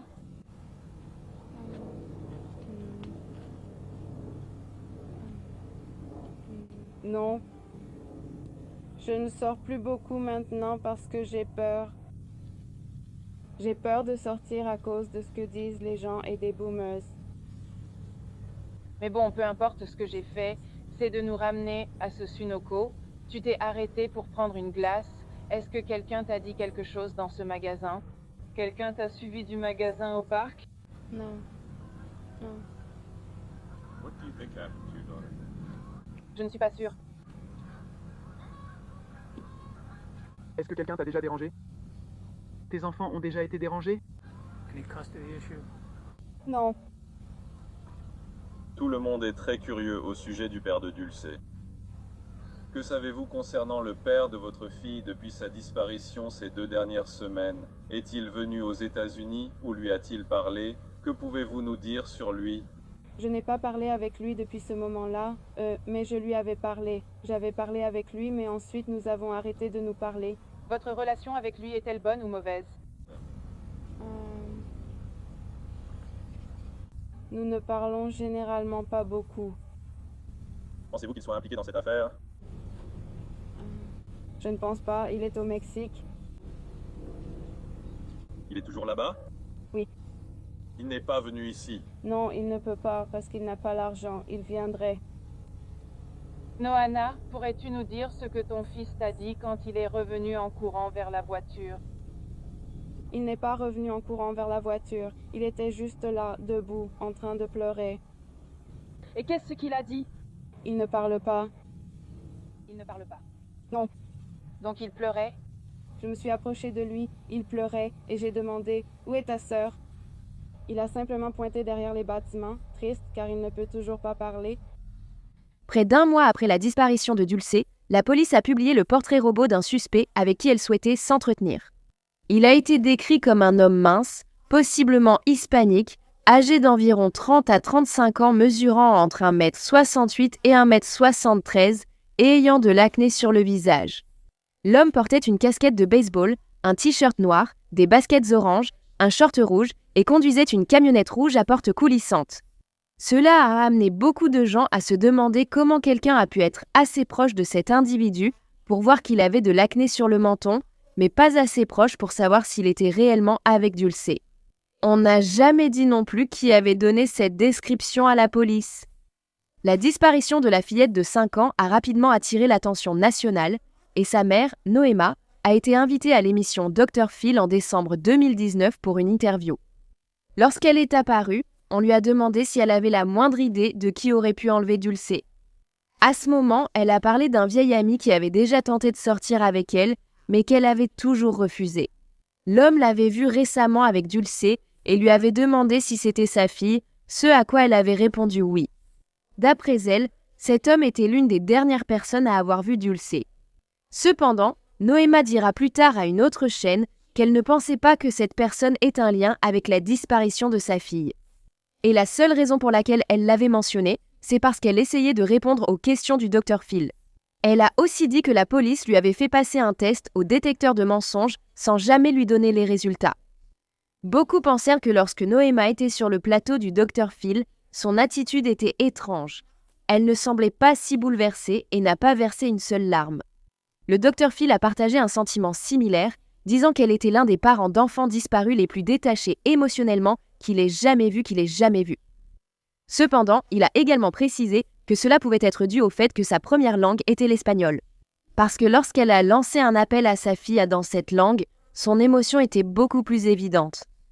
Une femme nommée Jackie Rodriguez, qui avait auparavant été porte-parole de la famille, parlerait de Noéma dans l'émission. Elle a dit qu'elle connaissait la mère depuis des années et ne l'avait vue pleurer qu'une seule fois. C'était tout à fait normal pour elle de ne pas pleurer. Mais Jackie a aussi dit que Noéma semblait trop calme, comme si elle savait où se trouvait sa fille et qu'elle savait qu'elle allait bien. Jackie, qui gère maintenant une page Facebook pour l'affaire de Dulcé, a affirmé que Noéma avait un petit ami au moment de la disparition de Dulcé, le père de ses 2 plus jeunes enfants. Et selon elle, il a été arrêté la semaine suivant la disparition de la petite fille pour des accusations d'attentat à la pudeur sur mineur, même si cela n'avait aucun lien avec Dulcé. Il a également été dit qu'il possédait une camionnette rouge. Autre fait étrange, Norma, la grand-mère de Dulcé, a raconté que la fillette, habituellement ravie d'aller à l'école, avait pleuré ce matin-là car elle ne voulait pas y aller. Finalement, sa grand-mère l'avait soudoyée avec une pizza en lui disant qu'elle pourrait en avoir à la fin de la journée. Mais elle avait trouvé cela plutôt étrange, car Dulce voulait toujours aller à l'école. La recherche de Dulce a continué pendant des années sans résultat. Puis, en 2022, des lettres énigmatiques ont commencé à apparaître dans l'Ohio. Il y avait une carte postale qui avait été envoyée à un casino et un hippodrome près d'Austin, dans l'Ohio. Et elle disait « Cherchez Dulce Alavez, 5 ans, enlevée à Bridgetown, dans le New Jersey ». Regardez le site web pour les photos de l'histoire. Dr Phil, relais routier 76 impasse, entrée des Bois. S'il vous plaît, regardez. 2 autres lettres ont été envoyées à une bibliothèque et à un glacier de la région. Les 3 étaient écrites à la main et la carte postale portait un code postal du Mexique. Cependant, les autorités ont déclaré qu'elles ne pensent pas qu'elles proviennent réellement du Mexique, mais plutôt que la personne qui l'a écrite a simplement inscrit cela dessus. La zone indiquée sur la carte postale avait été fouillée par les agents, mais ils n'ont pas pu trouver de preuves permettant de localiser Dulce. L'une des lettres, celle qui avait été envoyée à la bibliothèque, était assez difficile à lire, mais elle contenait des mots-clés comme Alaska, frontière du Mexique, 1776 guerre civile, ville de la Nouvelle-Angleterre, foyer pour enfants et orphelinat. Toutes ces lettres semblaient avoir été écrites par la même personne, mais elles ont finalement été considérées comme un canular. Beaucoup de gens pensent que le père de Dulce, Edgar, pourrait avoir un lien avec sa disparition, surtout parce qu'il est au Mexique et que de nombreux renseignements reçus par les forces de l'ordre proviennent du Mexique. La petite fille n'a pas crié en étant emmenée, ce qui suggère qu'elle connaissait probablement la personne qui l'a prise. À l'approche du 7e anniversaire de Dulce, son père, Edgar, a publié une vidéo en ligne pour lui souhaiter un joyeux anniversaire et affirmer qu'il n'avait rien à voir avec sa disparition. Cela a poussé la police à le recontacter une nouvelle fois, mais rien de plus n'en est ressorti. Bonjour à tous, je m'appelle Edgar Pérez. Dans ses propres mots, le père de Dulce Maria Alavez avec un message pour le 7e anniversaire de sa fille.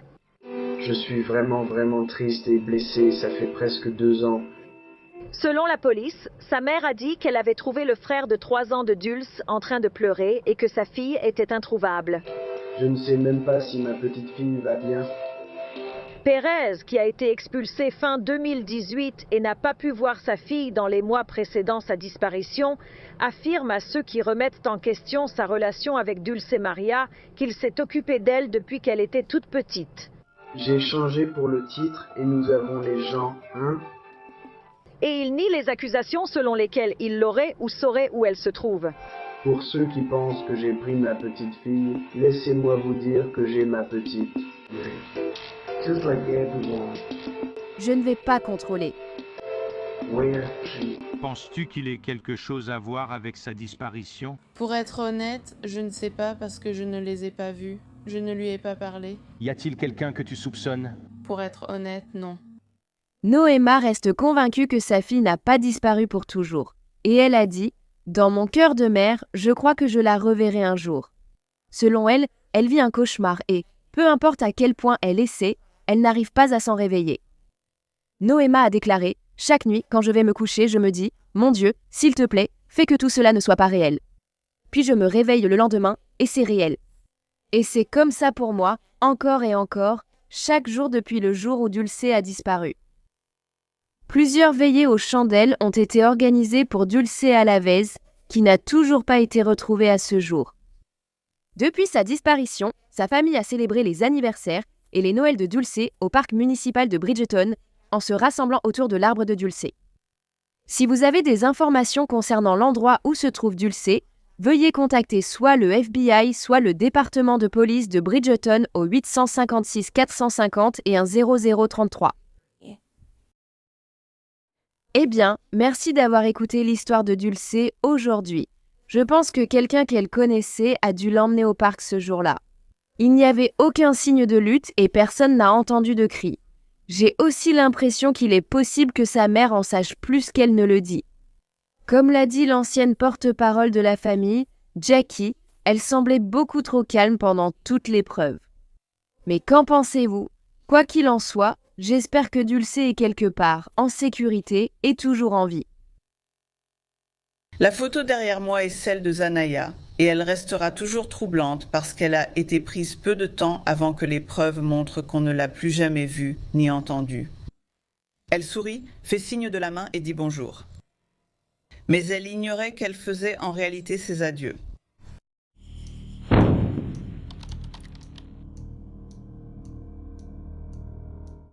Nasia Harris est née le 16 septembre 2010 à Détroit, dans le Michigan, de sa mère Kenyatta Harris et de son père Mervyn Jennings.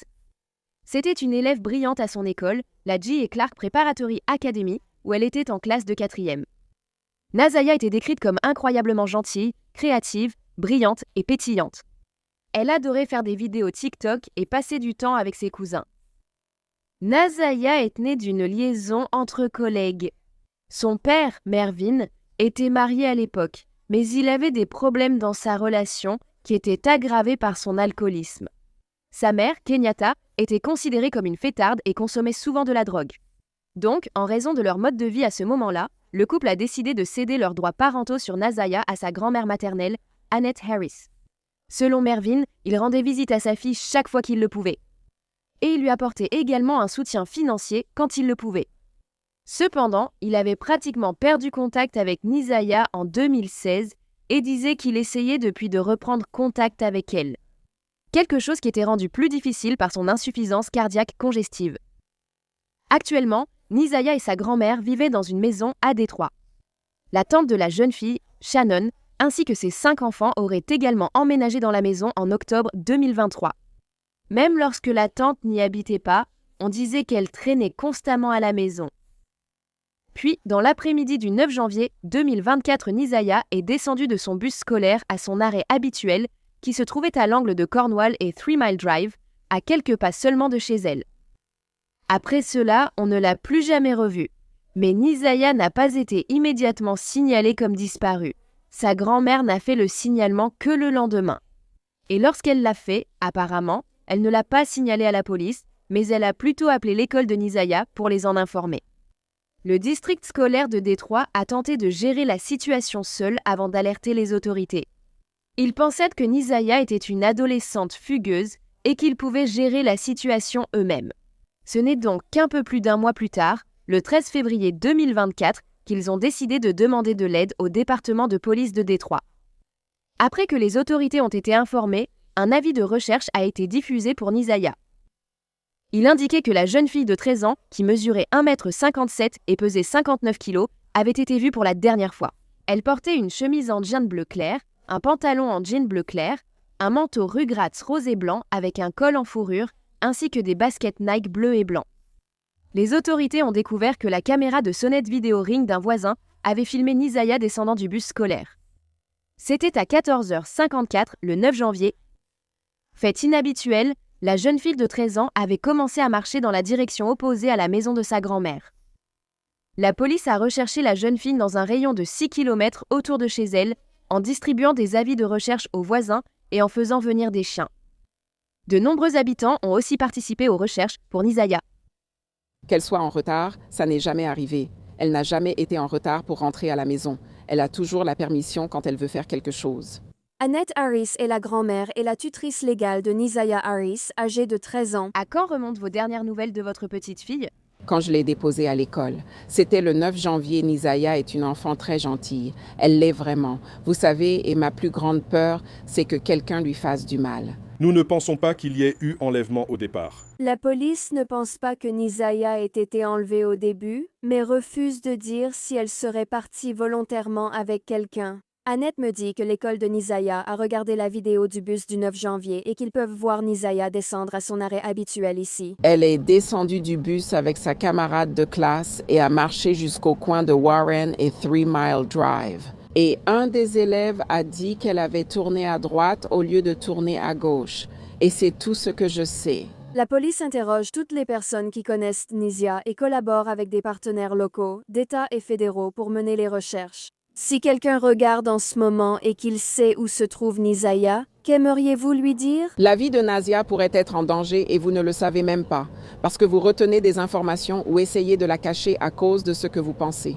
Nisia doit être à la maison avec sa famille et nous l'aimons. Eh bien, retenant ses larmes. J'ai perdu 2 fils. Je vais continuer à augmenter.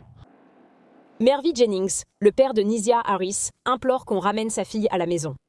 C'est beaucoup, mais c'était une très belle enfant. Une enfant magnifique, tout simplement. Je sors tous les jours. Nous distribuons les prospectus. Je lis les commentaires. Je regarde ceci. Je regarde cela. Je parle de moi et du commissaire. À ce stade, la police voulait aussi parler aux enseignants, amis et camarades de classe de Nisaya pour voir s'ils s'avèrent quelque chose. Selon l'enseignante remplaçante de la jeune fille de 13 ans, Nisaya semblait triste ou contrariée par quelque chose. À un moment de la journée, elle s'est allongée au sol et a demandé à voir une conseillère d'orientation qui n'est jamais venue. Ensuite, la dame de la cantine qui parlait avec Nisaya tous les jours a dit qu'elle la trouvait plutôt déprimée et pas comme d'habitude. Lorsque les détectives sont allés parler avec les camarades de classe et les amis de Nisaya, ils n'ont d'abord obtenu aucune information pertinente. Mais avec le temps, les amis de la jeune fille se sont présentés aux agents pour leur dire ce qu'elles savaient. Et elles leur ont dit que Nisaya avait prévu de fuguer. Mais selon sa grand-mère, Annette, ce n'était pas le genre d'enfant à fuguer. En fait, elle n'avait même jamais eu d'absence non justifiée à l'école. Même si elle était partie de son plein gré, elle ne serait pas restée complètement silencieuse. Nisaya était constamment active sur les réseaux sociaux. Et après le 9 janvier, il n'y a eu aucune publication. Puis, il s'avère que, pendant la journée scolaire du 9 janvier, la jeune fille de 13 ans avait envoyé quelques messages à un homme nommé Jarvis Butts depuis sa tablette fournie par l'école. Le premier message disait « N'oublie pas, sois là à 15h. Je te dirai quand je quitte l'école. Si tu n'es pas là, j'attendrai. » Le deuxième message disait « Envoie OK si tu vois ce message pour que je puisse supprimer ton numéro. » À quoi Jarvis avait répondu « D'accord. » Jarvis Butts était un homme de 41 ans qui avait auparavant été en couple avec la tante de Nisaya, Shannon Harris, la même qui vivait depuis quelque temps avec la jeune fille et sa grand-mère. Shannon et Jarvis auraient commencé à sortir ensemble en 2012, peu de temps après qu'il ait été libéré de prison, après avoir été accusé de infraction sexuelle et d'une infraction liée aux armes. Ce n'était pas non plus un incident isolé, car Jarvis avait déjà des antécédents de comportement prédateur envers des femmes et aussi envers de jeunes filles. Il était connu pour entretenir des relations avec des femmes vulnérables qui avaient de jeunes filles. Une fois qu'il avait gagné leur confiance, il s'en prenait aux enfants et leur demandait de garder le secret. Jarvis avait aussi plusieurs enfants à lui.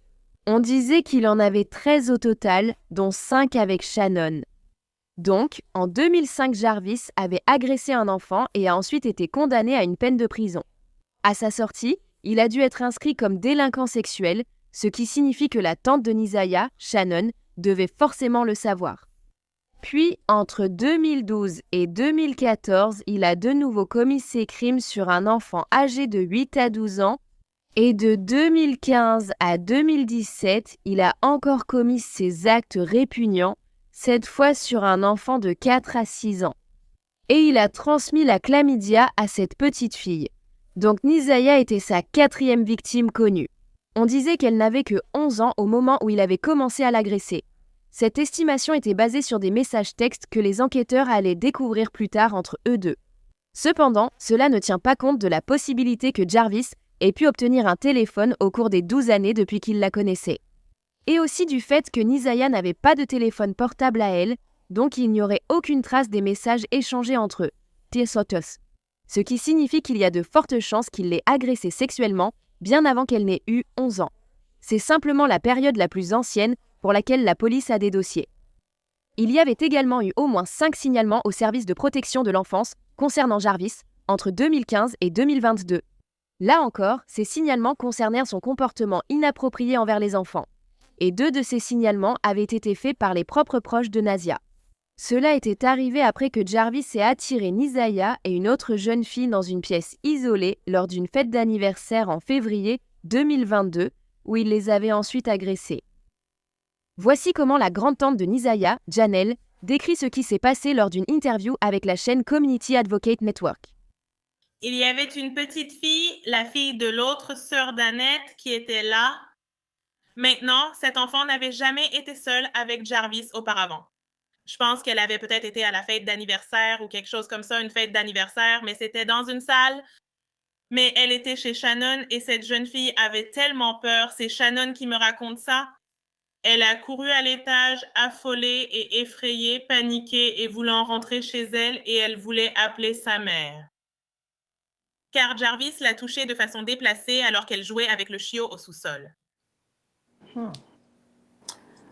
Pendant que cette petite fille était là, maintenant Jarvis était en train de jouer, il ne pensait pas à monter là-haut avec Shannon ou quoi que ce soit. Shannon dit que tout à coup, alors qu'elle est là-haut, elle essaie de calmer cette petite fille et de lui parler. Jarvis arrive, frappe à la porte et demande « Qu'est-ce qu'elle a ?»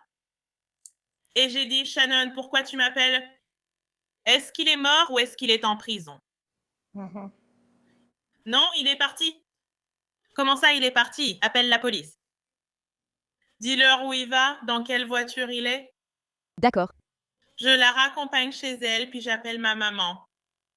Alors, je l'ai rappelée environ 30 minutes plus tard. J'ai demandé « Tu as appelé la police ?» Non, ma maman a dit « Ramène les enfants à la maison demain matin, elle va leur parler. » Je disais « Non, inutile de lui parler. Contactez la police. » Elle n'a pas contacté la police.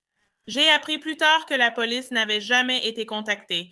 Le lendemain, Shannon m'a dit que sa mère leur avait parlé et que les enfants avaient finalement avoué avoir menti. Ils étaient fâchés car ils refusaient de leur donner de l'argent. J'ai donc appelé Annette et demandé si elle allait contacter la police. Elle a répondu « Oui, je m'en charge. Je vais appeler la police. » Alors j'ai laissé tomber, pensant qu'elle allait appeler la police. Shannon m'a assuré que la police avait été appelée, qu'ils étaient impliqués, qu'une enquête était en cours, tout ça. C'était en février 22. Eh bien, en avril 22, j'ai surpris Shannon en train de mentir. Non, la police n'avait jamais été appelée. Les enfants n'avaient pas de suivi psychologique. Rien n'avait été fait, alors je suis allée au poste de police de Clinton Township pour faire une déclaration.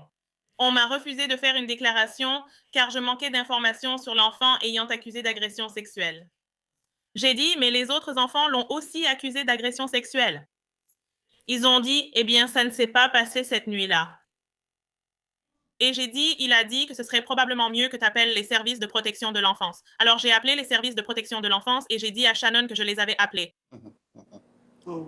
J'ai dit, si vous n'avez pas appelé, je vous ai dit d'appeler la police. Je vous ai dit de demander de l'aide pour les enfants. Vous ne l'avez pas fait, alors j'appelle les services de protection de l'enfance. Je ne te signale pas seulement toi, je le signale aussi lui, ainsi que ta mère.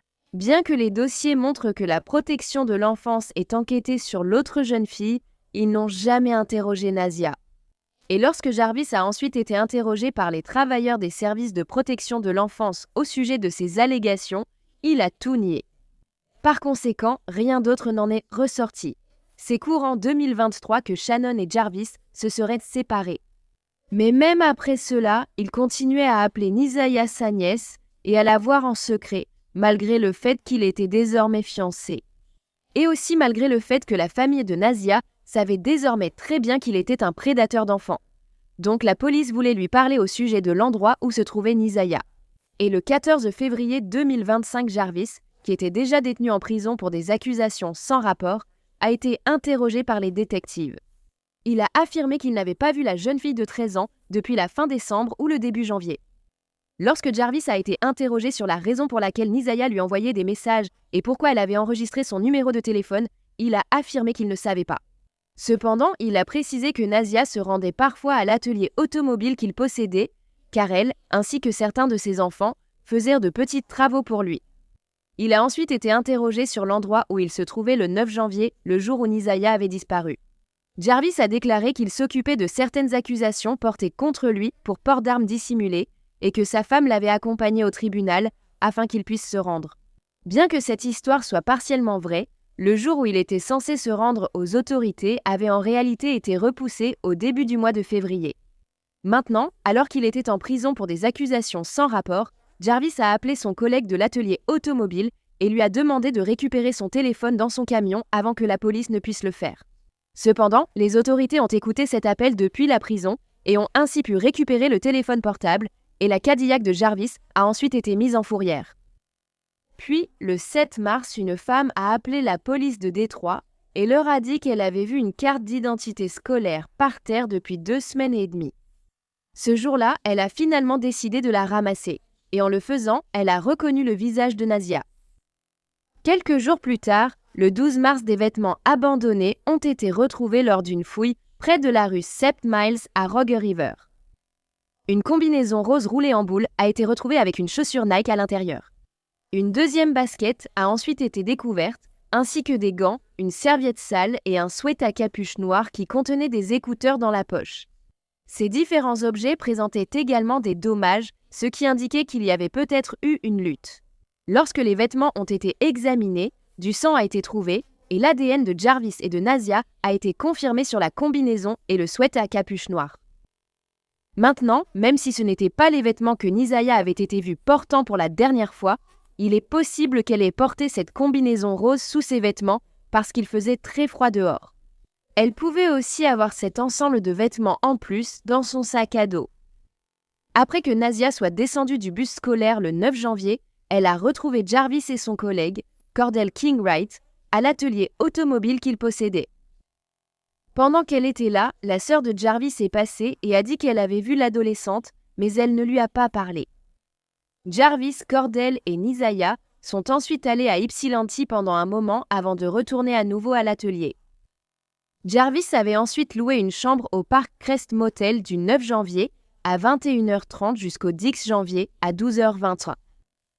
Des rumeurs disent que Nisaya était avec lui alors, mais rien n'a été confirmé officiellement. Ensuite, entre 23h40 le 10 janvier et 13h34, le 11 janvier, le téléphone portable de Jarvis l'a localisé près de la rivière Rogue, qui était le même endroit où les vêtements avaient été retrouvés. C'était aussi près de l'endroit où la carte d'étudiante de Nasia avait été retrouvée. Les enquêteurs ont rapidement retrouvé de nombreux messages explicites qui avaient été échangés entre Jarvis et Nisaya.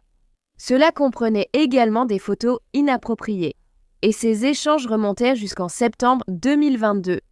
Dans un message, Jarvis a dit à la jeune fille qu'il était allé chez elle lorsqu'elle n'y était pas et qu'il avait emporté une de ses culottes avec lui. Il lui avait également demandé des photos d'elle nue, lui avait fait des avances sexuelles, puis l'avait culpabilisée lorsqu'elle ne faisait pas ce qu'il voulait. Il s'est avéré que, le 26 septembre 2023, Nisaya avait informé Jarvis qu'elle avait du retard dans ses règles. Et même si elle avait déjà fait un test de grossesse, il s'était révélé négatif. Elle voulait refaire un test pour confirmer sa grossesse. Elle a écrit à Jarvis « Tu n'as pas peur d'aller chercher la pilule du lendemain. Prends un test de grossesse et apporte-le plus tard aujourd'hui.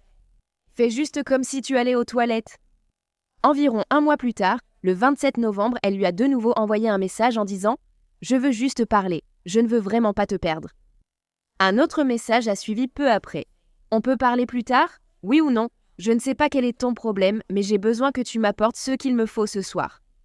C'est difficile de faire tout ce truc de gym avec ce bébé, et si je ne les fais pas, je vais avoir un 0. » Peu de temps après l'envoi de ces messages, l'historique de recherche de Jarvis montrait qu'il avait cherché comment interrompre une grossesse. Cela comprenait des résultats suggérant de boire une tisane spéciale et aussi de boire de l'antigel rouge.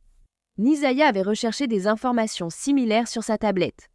Ce n'est que plusieurs mois après sa disparition, le 15 août 2024, qu'un mandat d'arrêt a été émis contre Jarvis. Et peu de temps après, il a été arrêté. Il a été inculpé de meurtre avec préméditation au 1er degré, d'agression sexuelle sur un enfant et d'agression sexuelle criminelle au 2e degré sur une personne de moins de 13 ans. Il a aussi été inculpé en lien avec ses victimes précédentes et sa demande de libération sous caution refusée. Puis, le 26 septembre, les autorités ont annoncé qu'elles allaient passer d'une enquête pour disparition à une enquête pour homicide. Ils pensaient qu'il y avait désormais suffisamment de preuves pour montrer que Nisaya n'était plus en vie, même si son corps n'a toujours pas été retrouvé à ce jour. La photo derrière moi est celle de Zanaya, et elle restera toujours troublante parce qu'elle a été prise peu de temps avant que les preuves ne montrent qu'on ne l'a plus jamais vue ni entendue. Elle a été prise par Nisaya elle-même, c'est un selfie. C'est la dernière photo connue d'elle dont nous ayons connaissance. Cela m'a été signalé par un détective et un procureur sur cette affaire. Elle sourit, fait signe de la main et dit bonjour.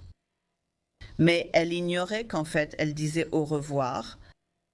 Les preuves montrent clairement dans cette affaire qu'elle est en fait décédée. La dernière fois qu'elle a été vue vivante, c'était le 9 janvier de cette année, 2024, il y a presque 9 mois. Sa disparition a été signalée au service de police des écoles publiques de Détroit par sa grand-mère le jour même où elle n'est jamais rentrée de l'école. Et encore une fois, c'était le 9 janvier 2024. Au début du mois de février 2024, l'affaire a été confiée au service de police de Détroit. Honnêtement, cela aurait dû arriver tout de suite, mais ils ont enquêté immédiatement. Les preuves montreraient également que, grâce à des messages textes dont nous avons connaissance et que nous possédons, Zanaya et cet accusé devaient se rencontrer après l'école le 9 janvier. Nous savons qu'elle a effectivement rencontré l'accusé impliqué dans cette affaire. Nous savons également que plusieurs personnes proches de M. Butts, que nous avons inculpées plus tard, les ont vus ensemble à plusieurs endroits différents, des personnes qu'ils connaissaient bien. Nous avons la preuve qu'à 21h30 ce jour-là, M. Butts s'est enregistré dans un motel et que Zanaya n'a plus jamais été vue ni entendue depuis. Ni par sa famille, ni par ses camarades de classe, ni par ses amis, ni sur les réseaux sociaux où elle était extrêmement active avec ses amis, ni par ses professeurs, personne. Une audience préliminaire aurait lieu en janvier 2025 afin de déterminer s'il y avait suffisamment de preuves contre Jarvis pour porter l'affaire devant le tribunal. Pendant cette période, 8 témoins différents allaient témoigner, y compris la tante et la grand-mère de Nizaya. Dans le témoignage de la tante de Nizaya, Shannon, elle a déclaré qu'elle n'avait jamais été au courant de quoi que ce soit d'inapproprié. Elle pensait que la relation entre Jarvis et Nizaya était celle d'un oncle et d'une nièce typique.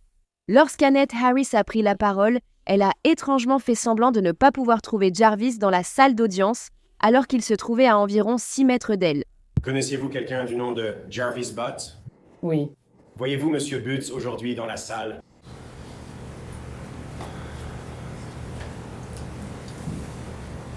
Si vous devez vous lever, nous ferons une pause.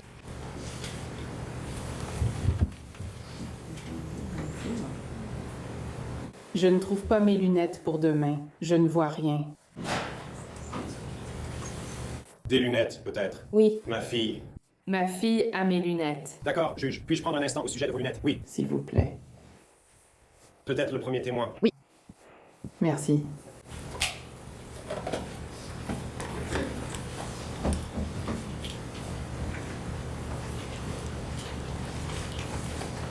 Et tu peux simplement te lever et jeter un autre coup d'œil autour de toi. D'accord. Vois-tu M. Budson aujourd'hui? Peux-tu le désigner et citer un vêtement qu'il porte? Qui est la femme avec le masque bleu? Une fois qu'elle a finalement réussi à le trouver, elle a dit que Jarvis n'entrait presque jamais dans la maison. D'habitude, il arrivait simplement avec son camion et Shannon sortait pour aller le voir. Cependant, dans les messages textes échangés entre Nizaya et Jarvis, il y avait plusieurs références à sa présence à l'intérieur de la maison d'Annette.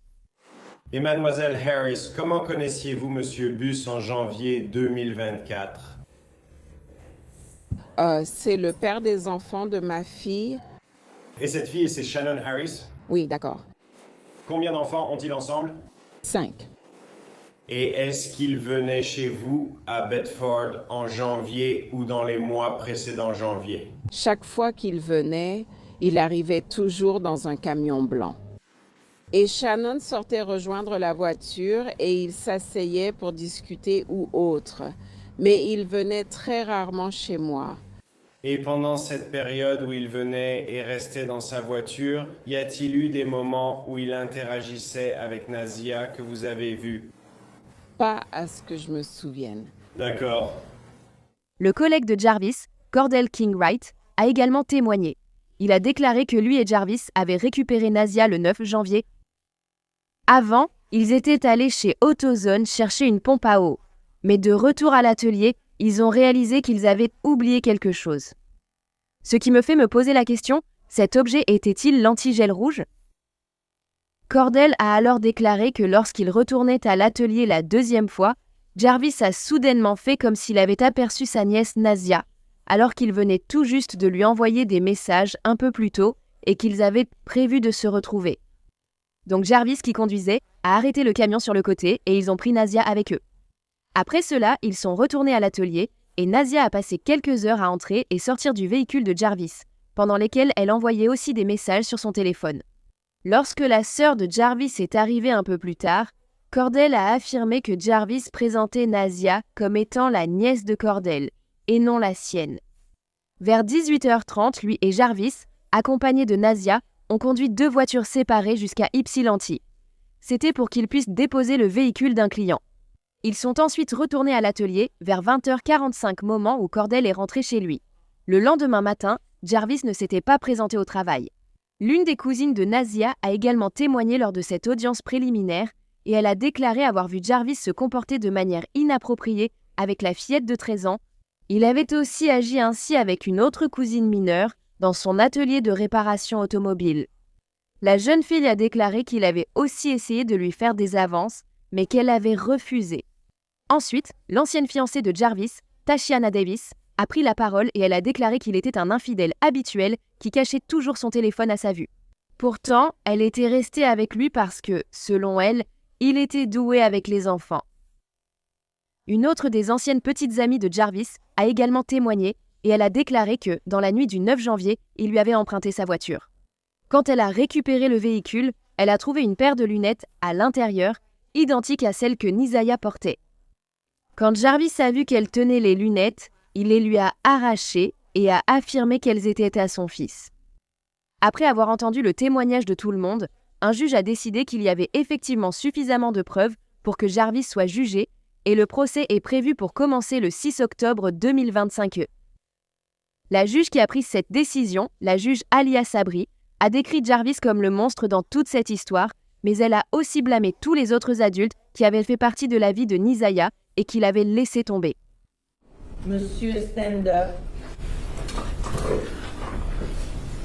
Vous êtes resté assis là-bas pendant 4 jours, la tête baissée, à plaisanter avec votre avocate et derrière elle, votre masque sur le visage, tout en prenant frénétiquement des notes. Je veux que vous fassiez attention et écoutiez tout ce que j'ai à dire. Cela fait 5 jours que j'essaie de vous comprendre. À un moment donné, j'ai pensé que vous aviez une déficience cognitive au début de cet examen. Et puis, peut-être que vous aviez l'âge mental d'un enfant de 10 ans et c'est pour ça que vous faisiez de telles choses. Mais au fur et à mesure que j'entendais de plus en plus de témoignages, vous étiez simplement la véritable définition d'une... Vous regardez rire et vous vantez de toutes les femmes que vous avez, avec différentes femmes, et les enfants et les petites amies. Et faire des enfants pour mieux les manipuler et les avoir dans votre entourage. Nettoyer, soi-disant, nettoyer votre boutique et les petites filles autour de vous, c'est ce qui vous a amené ici aujourd'hui. Vous avez dominé Isaïe. Vous avez joué à des jeux psychologiques avec elle. Nous avons tous entendu cela. Vous la contrôliez émotionnellement. Elle a été exposée à tellement de choses à un si jeune âge. Les messages textes entre vous deux étaient répugnants à entendre. Elle t'avait enregistré comme bae pour la vie sur son téléphone. Isaiah mérite tellement plus. Et même si j'ai mentionné que d'autres personnes l'avaient laissé tomber, Jarvis Butts, vous êtes le monstre dans toute cette histoire. Elle méritait l'amour de ses parents et de tous ceux qui faisaient partie de sa vie. Elle a été ignorée, elle a été négligée, et tu as complètement profité de cela. Elle voulait être aimée, mais ne saura jamais ce que cela fait. Tes enfants méritent mieux. Je prie pour la guérison de toutes les victimes et des jeunes filles, et peut-être des garçons qui ont été en contact avec toi. En tant que communauté, nous devrions considérer cette affaire comme un exemple parfait du travail qu'il nous reste à faire pour protéger nos enfants, et surtout nos filles noires. Je prie pour que toutes les personnes que tu as traumatisées trouvent la paix et la guérison.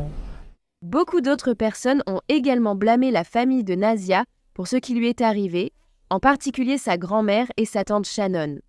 Elle n'avait que 13 ans, mais elle voyait Jarvis en cachette depuis des années et ils affirment qu'ils n'en avaient aucune idée.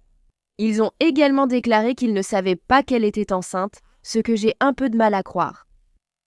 Alors que l'histoire de Nasia attirait l'attention en ligne, le rappeur Skilla Boy a pris la parole. Il a non seulement exigé justice pour elle, mais a aussi proposé de couvrir les frais pour que la communauté organise une cérémonie commémorative pour Nasia. Il a dit que normalement, il aurait fait un don à la famille pour ce genre de choses, mais d'après ce qu'il a entendu, toute sa famille l'a laissé tomber.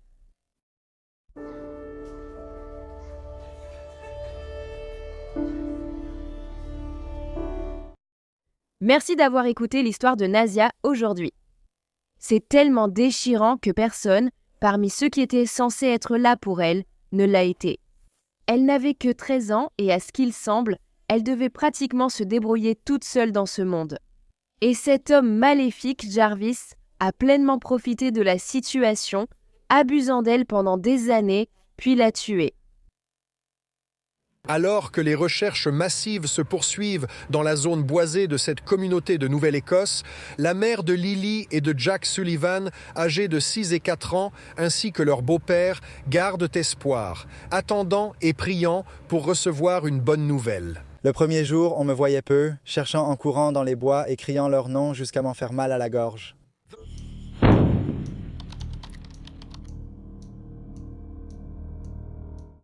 Jack et Lily Sullivan, frères et sœurs, sont nés à près de 2 ans d'écart de leur mère, Malia Brooks Murray. Leur père était absent depuis leur jeune âge et serait actuellement en résidence surveillée. Les enfants avaient cependant un beau-père, Daniel Martel. Il était avec leur mère depuis 3 ans et le couple avait également une fille de 16 mois ensemble. Daniel avait aussi 2 enfants à lui. Depuis 2 ans, la famille vivait dans la maison de Daniel, située sur Garlock Road à Lansdowne Station en Nouvelle-Écosse. Puis, dans la matinée du vendredi 2 mai 2025 vers 10h, Lily, âgée de 6 ans, et son frère Jack, âgé de 4 ans, seraient signalés comme disparus. Selon leur beau-père, Daniel, vers 8h30 ce matin-là, Jack et Lily étaient dans une autre pièce en train de jouer, pendant que lui et Malia étaient dans leur chambre avec leur fille de 16 mois pour la nourrir. Pendant ce temps, il a dit qu'il avait entendu Jack dans la cuisine et que Lily avait passé la tête dans la chambre 1 ou 2 fois. Un peu plus tard, lorsque Daniel s'est rendu compte qu'il n'avait rien entendu des enfants depuis environ 20 minutes, il est sorti dans la cuisine pour les chercher. Mais ils n'étaient pas là. Et ils n'étaient nulle part ailleurs dans la maison non plus. Il a aussi constaté la disparition de leurs bottes en caoutchouc. Le beau-père pensait qu'ils avaient mis leurs bottes, étaient sortis discrètement par la porte coulissante arrière et étaient passés par le jardin, mais Daniel a affirmé qu'elle était fermée quand il l'a trouvée. Jack et Lily laissaient toujours la porte ouverte en entrant ou sortant et il devait leur rappeler de la fermer. Daniel a aussi déclaré au détective qu'il pensait que Lily avait pris son sac à dos blanc décoré de fraises. Le beau-père a déclaré que dès qu'il a constaté leur disparition, il a pris sa voiture pour chercher les enfants. Leur mère Malia est restée chez elle et a appelé le 911. Selon Daniel, il avait exploré toutes les routes de terre et les ponceaux alentours. À son retour, la Gendarmerie royale du Canada l'a informé qu'il ne pouvait pas retourner dans les bois pour poursuivre les recherches. Cependant, un homme habillé en tenue militaire lui a permis de retourner dans les bois. Alors il a sauté la clôture et a continué à chercher. Nous étions en train de chercher. Nous avons fouillé partout où c'était possible. Même dès le premier jour, nous l'avons fait. Même moi, courant dans les bois devant les hélicoptères et drones, en criant de toutes mes forces. Jusqu'à avoir mal à la gorge, courant dans de l'eau jusqu'à la taille. Et dès que je suis revenu, je n'ai pas été autorisé à retourner dans les bois jusqu'à ce qu'un homme habillé en tenue militaire dise que je pouvais y retourner. Les autorités ont immédiatement commencé à rechercher les frères et sœurs avec l'aide d'hélicoptères, de drones et d'environ 160 membres des services d'urgence. Et bien qu'une alerte pour personnes vulnérables disparues ait été diffusée au public, une alerte Amber n'a pas été lancée, car la police ne pensait pas que les enfants avaient été enlevés, mais plutôt qu'ils étaient partis d'eux-mêmes. Lily, 6 ans, a des cheveux châtains clairs aux épaules avec une frange et pourrait porter un pull rose, un pantalon rose et des bottes roses. On pense qu'elle porte un sac à dos blanc avec des fraises dessus. Jack, aux cheveux courts blondâtres, a été vu pour la dernière fois en couche-culotte et bottes bleues à dinosaure. Daniel a également dit plus tard que Jack portait aussi un t-shirt marron et un pantalon marron. Avait été enlevé, leur beau-père était très inquiet et a insisté auprès des autorités pour qu'elles vérifient la frontière du Nouveau-Brunswick et les aéroports locaux. Il semble que leur mère, Malia, pensait la même chose. Cependant, la région où se trouve leur maison est très rurale. Ce n'est pas sur une route fréquentée. Et pendant la période de 21 minutes, durant laquelle Daniel et Malia ont affirmé que Lily et Jack avaient disparu, cela me semble un peu tiré par les cheveux. Cependant, tout est possible à ce stade. D'après la grand-mère paternelle biologique des enfants, Belinda Gray, Jack et Lily ont été vus pour la dernière fois jeudi soir lorsqu'ils ont été couchés. On les a entendus jouer vendredi matin vers 8h30 dans l'autre pièce, tandis que leur mère et leur beau-père, qui se trouvaient dans l'autre pièce, se sont rendormis. À leur réveil, ils se sont réveillés dans le silence et ont découvert que les enfants avaient disparu. Ils ont alors appelé le 911 vers 9h40. Mais une chose étrange dans cette affaire, c'est que dans un appel radio de la police, il a été dit que Jack et Lily avaient disparu vers 8h du matin et non vers 9h40 comme Daniel l'avait signalé.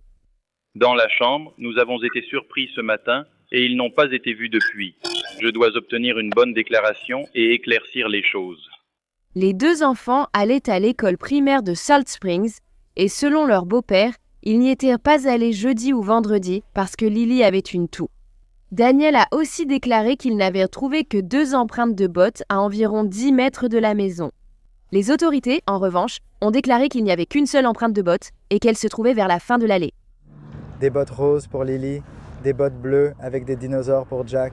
Lily avait son sac à dos blanc et il était blanc avec des fraises dessus. J'imagine que s'ils sont dans les bois, ce serait sans doute marron, mais je ne les vois pas porter leur sac à dos ni garder une couche trempée dès le premier jour. Nous n'avons trouvé que les 2 traces de bottes à l'extérieur de la maison. Où exactement? À 3 mètres du jardin arrière, près de la maison. Dans le jardin arrière, d'accord. Rien de nouveau, à part que les hélicoptères sont toujours dans les airs et qu'ils avaient des chiens.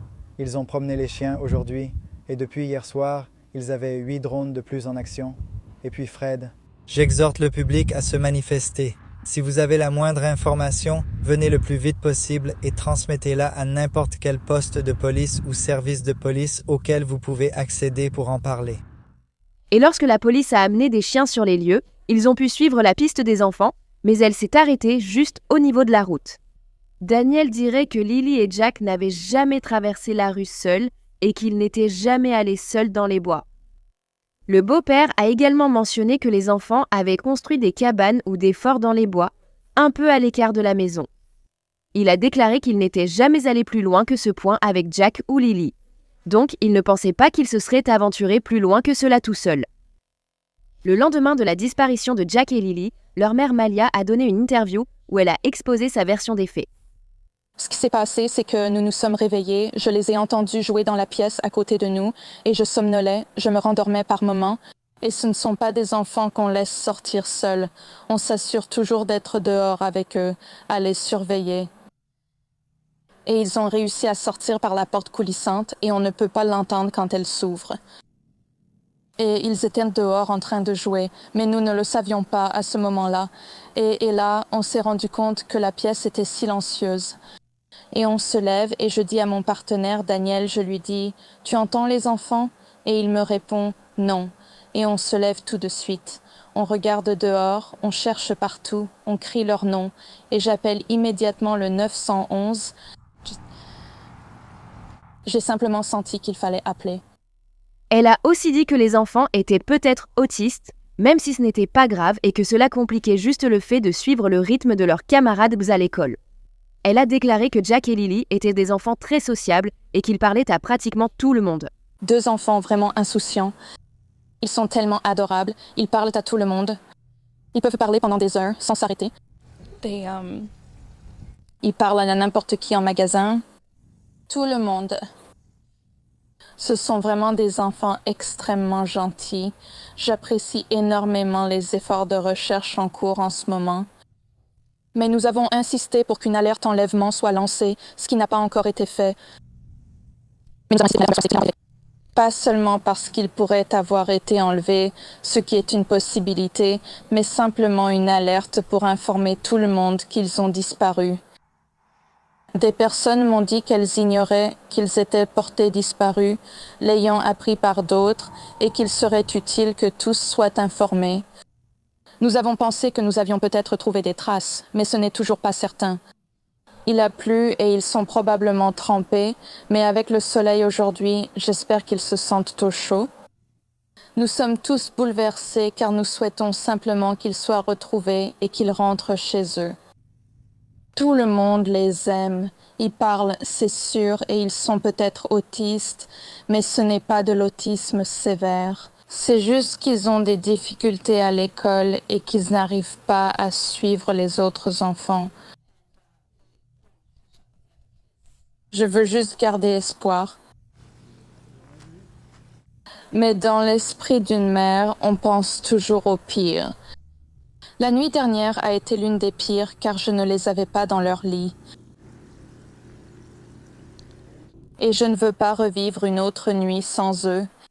Alors que la mère disait que Jack et Lily parlaient énormément à n'importe qui, leur tante a déclaré dans une publication que les deux enfants étaient non-verbaux.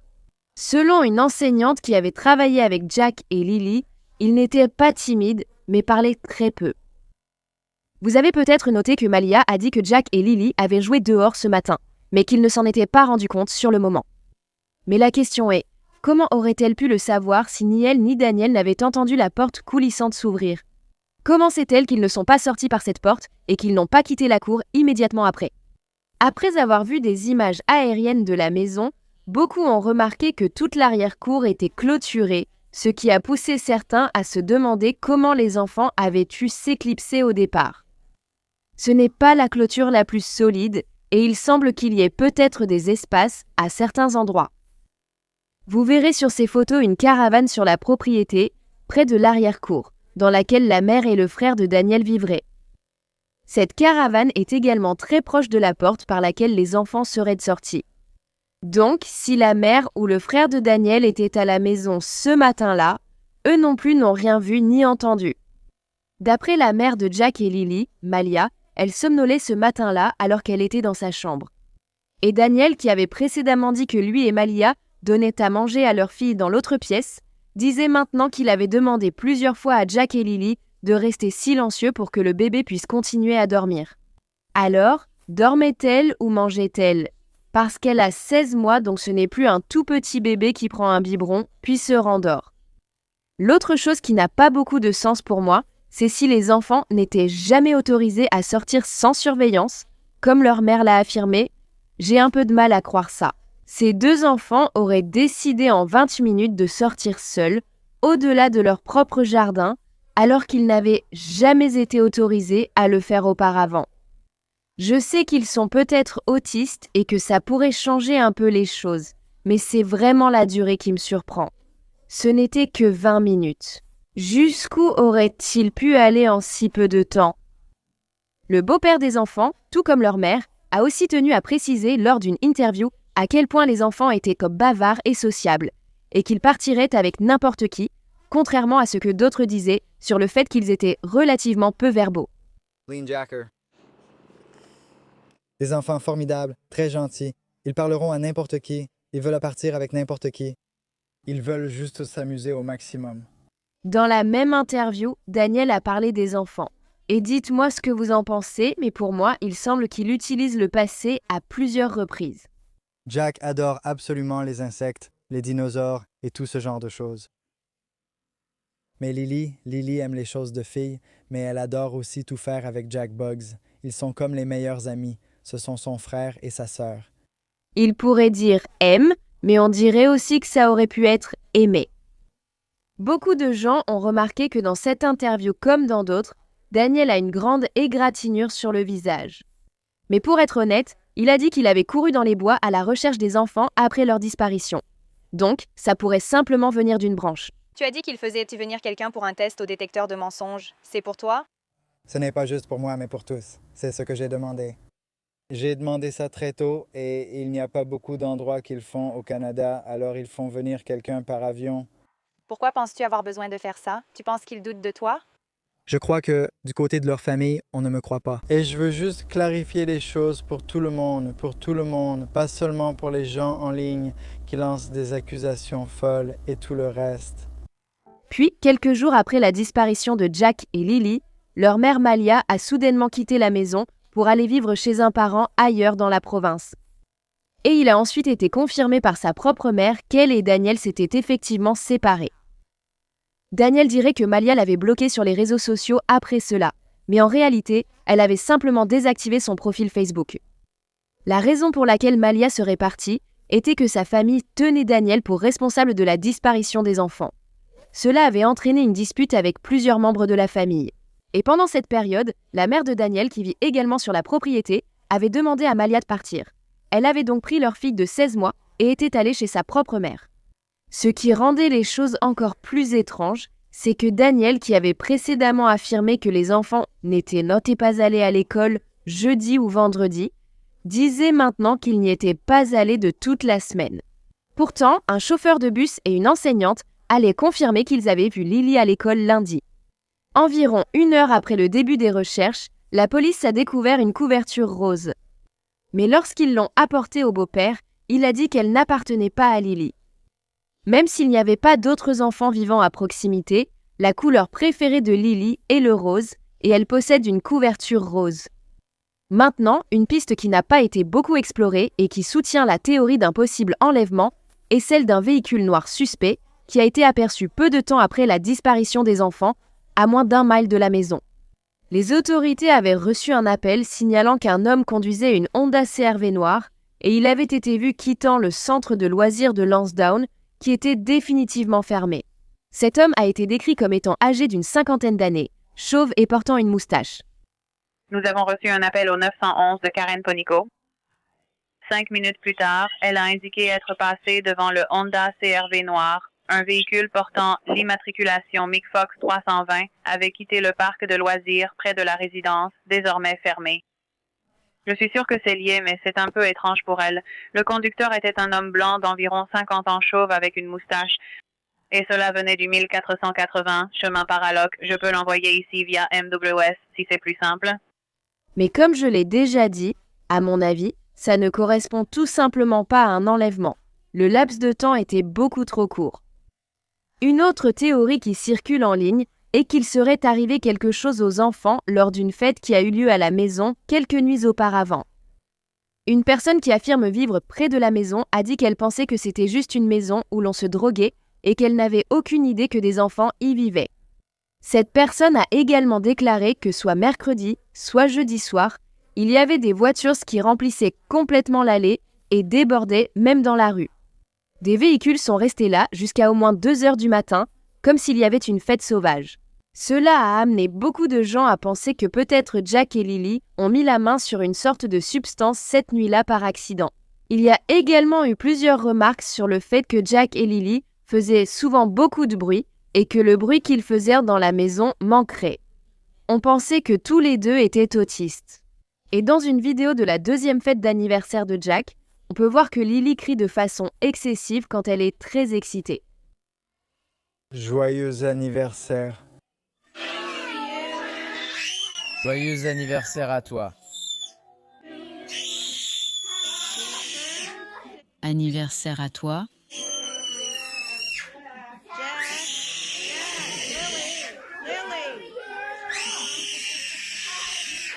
Lily. Ce sont des arrêts, chérie.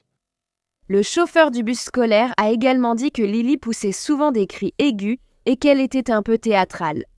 Il a également affirmé que Jack était très bavard et que, s'il n'arrivait pas à attirer votre attention pour vous parler, il enlevait ses bottes et les lançait. Beaucoup se demandent si le comportement des enfants n'est pas devenu trop difficile à gérer pour les parents. Le mercredi 7 mai, les recherches pour Jack et Lily ont été réduites. Les autorités ont déclaré qu'à ce stade, il est très peu probable qu'ils soient retrouvés vivants. Mais la police poursuit toujours ses recherches et son enquête pour retrouver les enfants. Je garde espoir. Je ne comprends pas pourquoi ils n'ont rien trouvé. Ni la couche-culotte de Jack, ni le sac à dos de Lily, ni ses affaires. Ils n'ont rien trouvé. Même si la famille garde un peu d'espoir, la police estime qu'après 6 jours dans des conditions extrêmes, les enfants ne seraient plus en vie s'ils étaient encore dans les bois. Ils ont alors affirmé que tout relevait désormais de la survie. Et il y a un certain nombre de facteurs que nous devons prendre en compte. Et ils estiment, sur la base des informations scientifiques dont ils disposent, que ce moment est venu. Et c'est maintenant. Beaucoup de ces facteurs à prendre en compte sont l'âge des personnes disparues, la météo, le temps écoulé et la zone qui a été couverte. Donc à ce moment-là, ils doivent prendre une décision à ce sujet. Dès le début, ils ont jugé cette disparition suspecte selon la procédure habituelle pour ce type d'affaires. Aujourd'hui, nous avons demandé à la police, car l'unité des crimes majeurs fait partie de cette enquête depuis le week-end, s'ils pouvaient donner plus de détails à ce sujet, mais ils n'ont pas voulu répondre aux questions concernant la détection d'une quelconque activité criminelle en lien avec cette affaire. Quand une personne disparaît et que nous sommes impliqués, comme tout policier, nous examinons tous les détails et tenons compte des informations disponibles, n'est-ce pas ? Lorsqu'il s'agit d'une personne disparue, nous devons automatiquement prendre en compte ces éléments, voir s'il y a des personnes qui ont différentes implications en vertu de la charte et ce genre de choses. Donc nous commençons automatiquement à examiner les preuves qui pourraient nous orienter vers un caractère suspect de la disparition. Je ne peux pas en dire plus, mais pour chaque disparition, nous suivons le même processus. Une collecte et un examen méthodique des informations avec des décisions prises sur cette base. Puis, juste la nuit dernière, vendredi 9 mai, il semblait y avoir une forte présence policière au domicile de Daniel, et il a été dit que les autorités fouillaient sous la maison, mais rien n'a encore été confirmé. Même si je déteste blâmer les parents dans cette situation, car il est possible que Jack et Lily se soient simplement éloignés ou aient peut-être été enlevés, je pense qu'il est bien plus probable qu'autre chose se soit passé, car les choses ne concordent tout simplement pas. J'espère que ces enfants seront retrouvés bientôt. Même si malheureusement, je suis d'accord avec les autorités, il est probable qu'ils ne soient pas retrouvés vivants. Et cela m'inquiète aussi que Jack et Lily n'aient en fait été signalés disparus que plusieurs jours après leur véritable disparition. Comme il a été dit qu'ils n'étaient pas allés à l'école depuis lundi, cela pourrait encore réduire les chances de les retrouver. Mais restons optimistes pour l'instant. Qu'en pensez-vous de cette affaire? Qu'est-il arrivé à Jack et Lily?